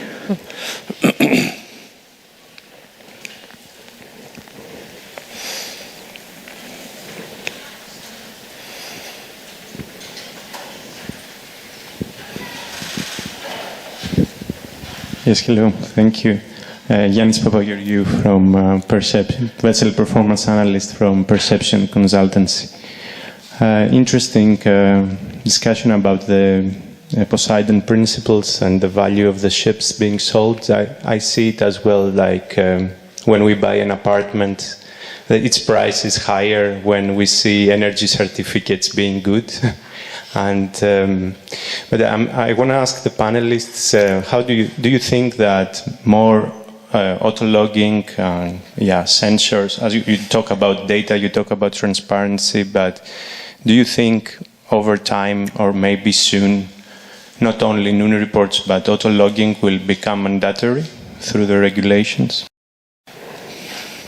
for having higher accuracy for all of these reasons?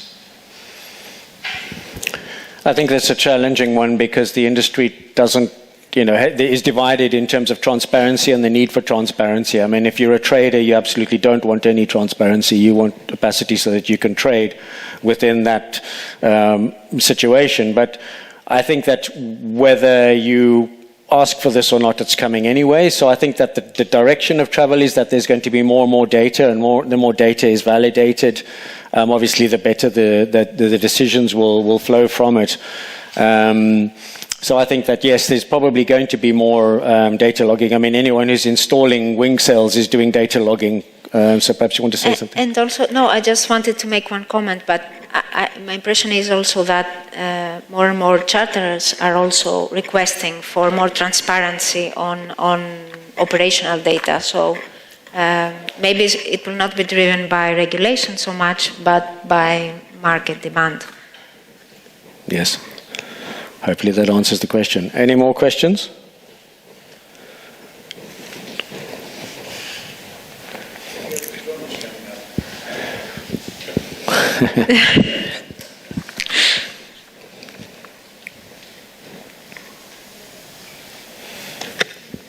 No. Okay, so I mean, one of the other things we've heard about today is the unintended consequence of regulation. Yeah, it's gone. He's gone for a... Game over. Oh, no, I'm back. So one of the things we've heard about is the unintended consequence of regulation, even driving safety challenges, you know, in terms of driving the demand for ship-to-ship transfer. A tricky question it could be. The fuel EU, that's a question that I have. I mean, maybe I will get it answered today. The fuel EU has a variable pricing, and it creates possibilities of people trading them and selling them. Why? The question is why? It's a penalty. It's not a tool that you will make money. It's a penalty. Some money that goes when you pay the fuel EU goes for a specific cause. Why this price is variable and is relevant to supply and demand. The more in demand, the higher the price goes. Pure supply-demand curve. Why this could not be fixed for a specific period of time, like 2 years, and then revised another 2 years again, and the price is fixed. And not a clever guy has somebody that he knows who has bought them at 75 and today the price is 150 and he buys them at 120 and everybody makes money. This is a question. Why this penalty has a variable price and people make money out of it? Okay, so the fuel EU was obviously developed to try and incentivize the production of low-carbon fuels. And it's a fuel intensity standard, and the price is fixed against that intensity measure on a well-to-wake basis. So there's fixed differential, and you know that it's around 90 euros per metric ton if you're burning conventional fuel. And then whichever rainbow of the fuels you pick, and incidentally, the Baltic Exchange calculator will show you that. It'll show you the differential between these different fuels. So there are actually fixed relationships between the different energy intensities of the fuels. You've got to show a 2% reduction, which goes up year by year. How you do that, of course, is up to you. You can pool, you can bank, you can borrow. So I think the idea from the EU is to try and create a flexible enough mechanism to drive behavior towards the production of these low carbon fuels. That was the intention. Yeah, but why is there a possibility of people trading credits that they have bought at a cheaper price and making money? That is a big question of that. Well, they don't effectively buy the credits, but they earn the credits by using, let's say, an LNG mega engine, which has got lower emissions. Yeah, no, I'm saying for a user that emits, I understand the logic that you can have a stake in that. But for a trader, somebody who's just a trader, that is the thing that I have unclear. Yeah, so how can he have the opportunity to buy when he's just a trader and he's not an end user, an emitter, somebody who produces emissions? Yeah, so I mean, it obviously does introduce a trading element, and the EU tries to dissuade trading and profiteering off the regulation. I mean, they're trying quite hard, which is why you can, in EU ETS, you can only have MOHA accounts, and you can only have the EUAs in certain banking systems. But yeah, I think the fuel EU, obviously, it's complex regulation, very, very complex, and it's very difficult for people to understand. And most people say, well, we'll use a percentage blend of biofuel, or we'll just pay the penalty. Because it can become cheaper to pay the penalty than to buy ever-increasing biodiesel when the price goes up because of demand. Yeah, and could an energy-efficient vessel in a fleet of ships be sufficient to support the non-energy-efficient vessels also through the credits? No, not under fuel EU, because it's got to do with the fuel you burn, not the efficiency of the ships in your fleet. So if you burn HFO or diesel, you pay the penalty. Yeah. Doesn't matter how efficient you are, you pay 2% of whatever you burned. You cannot obtain credits from an alternative fueled vessel that doesn't emit. Doesn't work that way, unfortunately. It's a fuel intensity standard, not a fuel consumption standard. So very vague, very uncertain, and as you said, a lot of people don't know. They're not educated. So I think one of the tasks that we need to have is educate at least the owners. The owners, they need to start becoming more aware about, what exactly is the regulation. The uncertainty we had about the USTR when it came up, the regulation about the Chinese vessels and everything, it became a bit more clear. But until it was unclear, the mess that it created in the market because of uncertainty was even more than the fear of what would really happen. And what really happened.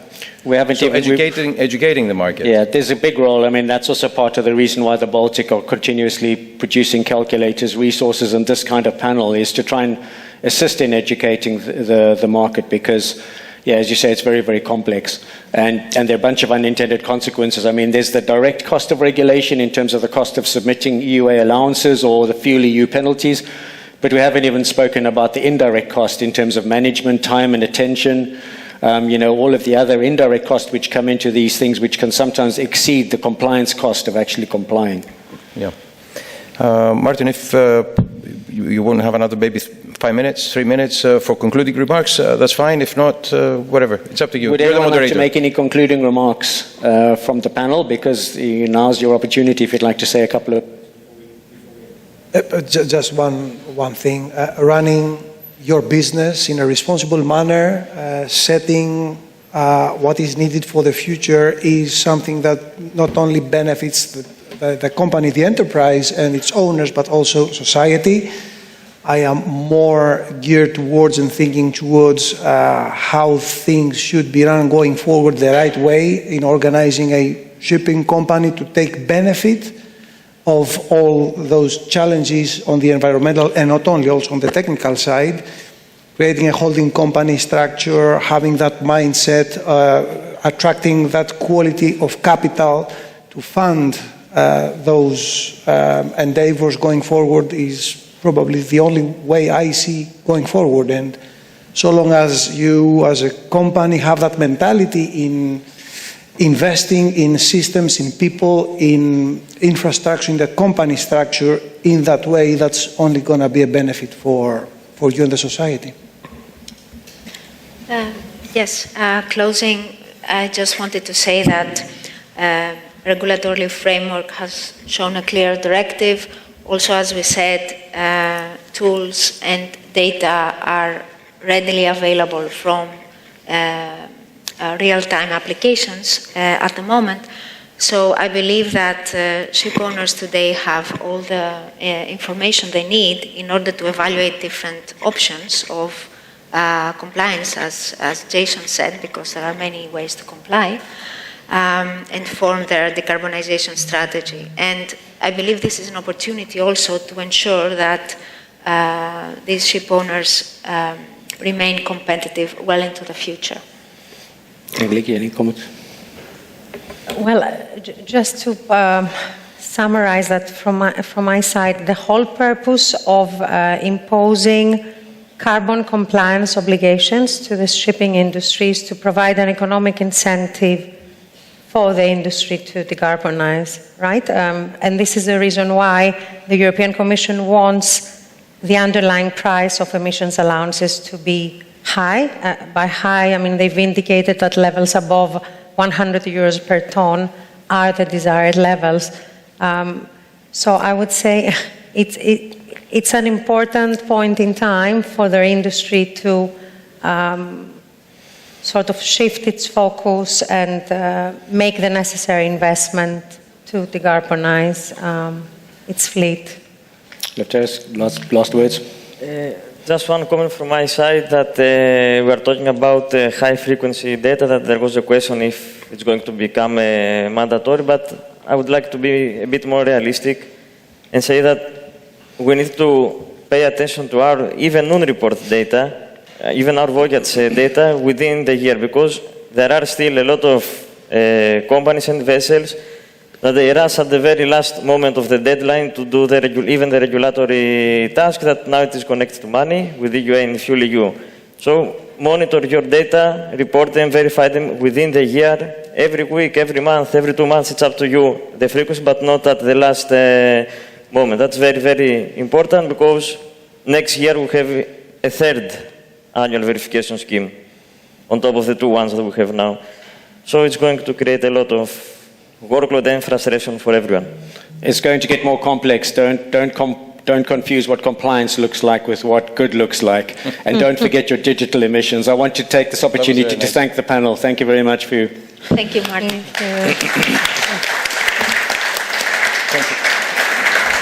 Martin, thank you very much for the final, last but not least, session of today. Very nice. I think everybody was very much educated and aware about what's happening. Thank you. And thank you, Carola, Angeliki, Stefanos, and Lefteris. Thank you very much for being here. Thank you all. Thank you for listening. We will have some concluding remarks by Baltic Exchange, Mark Jackson, and myself. So stay seated, another 10 minutes, and then we go for the drinks. As we conclude today's sessions, I'd like, first of all, to take a moment to reflect on what we really heard and what we discussed today. More importantly, what it means to us for moving forward. We began the day with the powerful reality that geopolitics no longer sits on the periphery of shipping. It now defines the rules of engagement.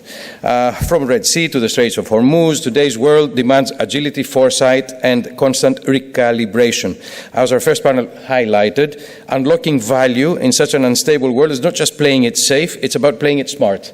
So I think we keep that from the first panel. We then turn to the bulk carrier market, from boom to balance, of course, in a segment known for its cyclical extremes. Today's message was clear. We need efficiency, adaptability, and innovation, which will define the winners of the next phase. We see the order book. We saw how the new buildings today, what type of new buildings, at least the Greeks, are pointing out and having a clear idea. The ships of existing technology, not dual-fueled vessels, ships that have better consumption, better designs, and they don't pose any risks, first of all, to the crew, and secondly, to the ships and to the flow of cargoes and flow of trade. So it's not just bigger ships, but smarter decisions about them. On the tanker panel, of course, which has hit the turmoils of geopolitics, Mark, it's quite interesting.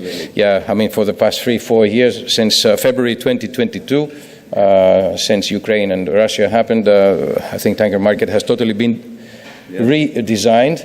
Even the Baltic Exchange has moved into redesigning the routes that deviate and go through whatever the energy. I mean, the energy field is totally different, and on that we see that the energy transition isn't a distant forecast. It's here, and it's reshaping the core of tanker strategy.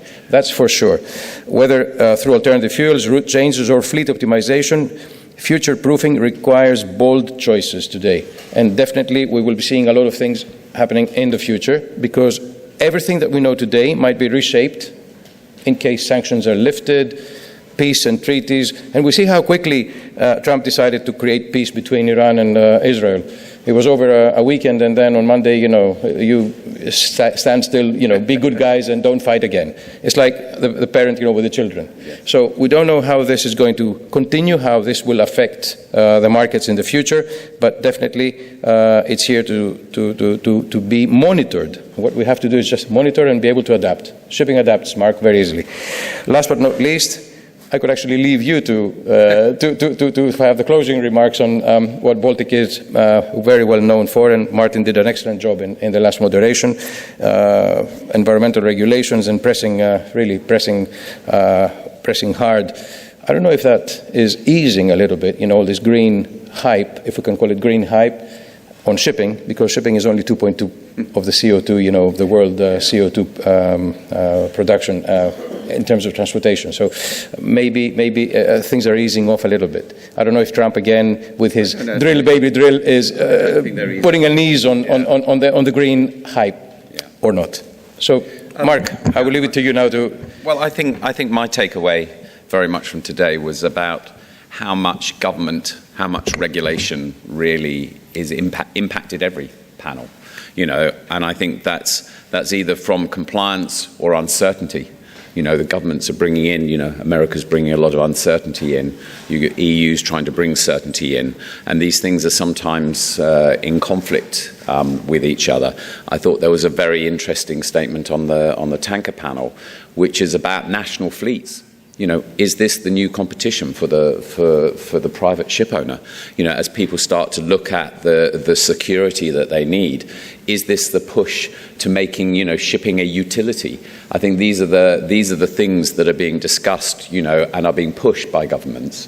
And then the emission side of things, I don't think necessarily the pressure's coming off. I think that people are used to the base narrative now. And so you don't have to get so repetitive as you know, it's got everybody off that starting block. And I think picking up on what Martin was saying was that, you know, us in the room here, we don't have access to these modern fuels, whether that be, you know, hydrogen, ammonia. I think there was conversation about nuclear or fusion, I think we were trying to sort of call it. So we have to do what we can with the fuels we've got at the moment, and just make every little bit that you can make that ship more efficient, you know, is the way to go. It's these small little incremental things that will add the weight, and do what we can as 2030 rushes towards us. Yeah, it's only around the corner. Absolutely. Definitely. When we started discussions about 2030, it seemed so far away. It seemed distant, but now time flies, obviously. Yeah, and the early bird gets the worm. I think that's a good proverb, you know, and it applies very much in shipping as well, you know. Yeah. But not on new and tested technologies. That's another issue that I see with a lot of ship owners. They say, if I'm the early bird and I produce something which is like a prototype and doesn't get adopted by a majority, by a plethora of other owners, what happens with that ship commercially after it proves that it was not the best decision? For me, the correct decision, or the decision that others adopted at the end of the day. I think industries, all industries, and shipping included, we have to celebrate these first movers. You know, the companies that go out there and spend the money, because it isn't making true financial sense. And, you know, the world needs these first movers, because without people going out and starting down those journeys and maybe failing, you know, it really, the rest of us, you know, won't have a future to come into. So we should be celebrating these first movers. It could be. Yeah. I mean, I definitely appreciate people who are risking and taking, you know, the leap. Yeah. Definitely, that's something that we can learn from, and maybe, you know, that mistake cannot be repeated, or well, that is the correct They make the mistake decision. So that we don't have to. Yeah, correct. I mean, but one issue which I had, and one issue which I had, which was a bit with a charter, a major charter. I don't want to name him, but this was actual case in Posidonia last year.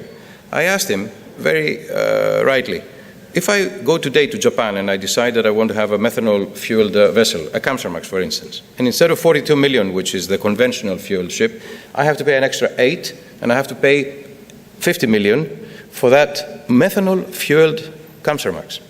Will you, as the major charterer, I'm talking about actually one of the major bulk charterers, will you pay me a premium? Will I get something for the 8 million because I've invested extra 8 million, comparing to you, Mark, that you invested on the 42 million, the conventional? He said no, and I'll tell you why.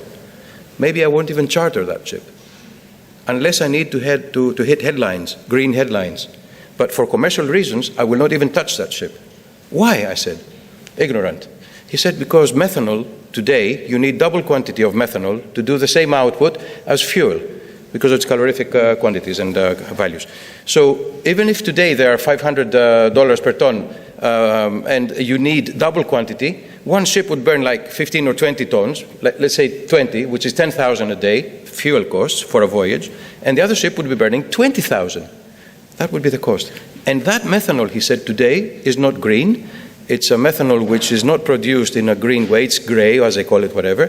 So if you want it green, you need to put energy, which has to be from renewables, and that will not cost today the same price per ton, but it will be double or triple. So the charterer will have to face a ship that runs on voyage expenses, spending fuel every day 3 or 4 times more. Can you imagine? You are asking for a premium, a 1,000, 2,000 premium on the rates. The rates are bad today, you know, Mark. I mean, you produce them. I mean, not produce them. You produce the consensus of the market. Yeah. But I'm not going to get 1,000 more or 2,000 more. I'm not going to be chartered. So where are we going? That methanol ship is a ship that nobody will want to touch. But it's a economically, it's not a bet on the future, though. It's a bet on the future because, you know, as we're seeing, you know, with the incentives that are coming out, if you look at the Fuel EU side of things, there will be a benefit to having a ship that you can maybe share amongst your fleet. And if the IMO goes down that route, or more to the point, the cost of carbon suddenly worldwide becomes really high, then suddenly. So it's a bet. It's a bet on anything, and as you say, it maybe keeps some stakeholders happy. But again, I'm not going to say, I would be encouraging you to go and spend your money so that I don't have to. Well, what will happen maybe, we don't have the crystal ball that the Baltic Exchange has every day and produces the indices, but if I could have a crystal ball and see what would happen in the future, I would probably say that the companies that can afford to do that are not the middle sort of Greek owning company of 5, 10, 15 ships, but huge conglomerates.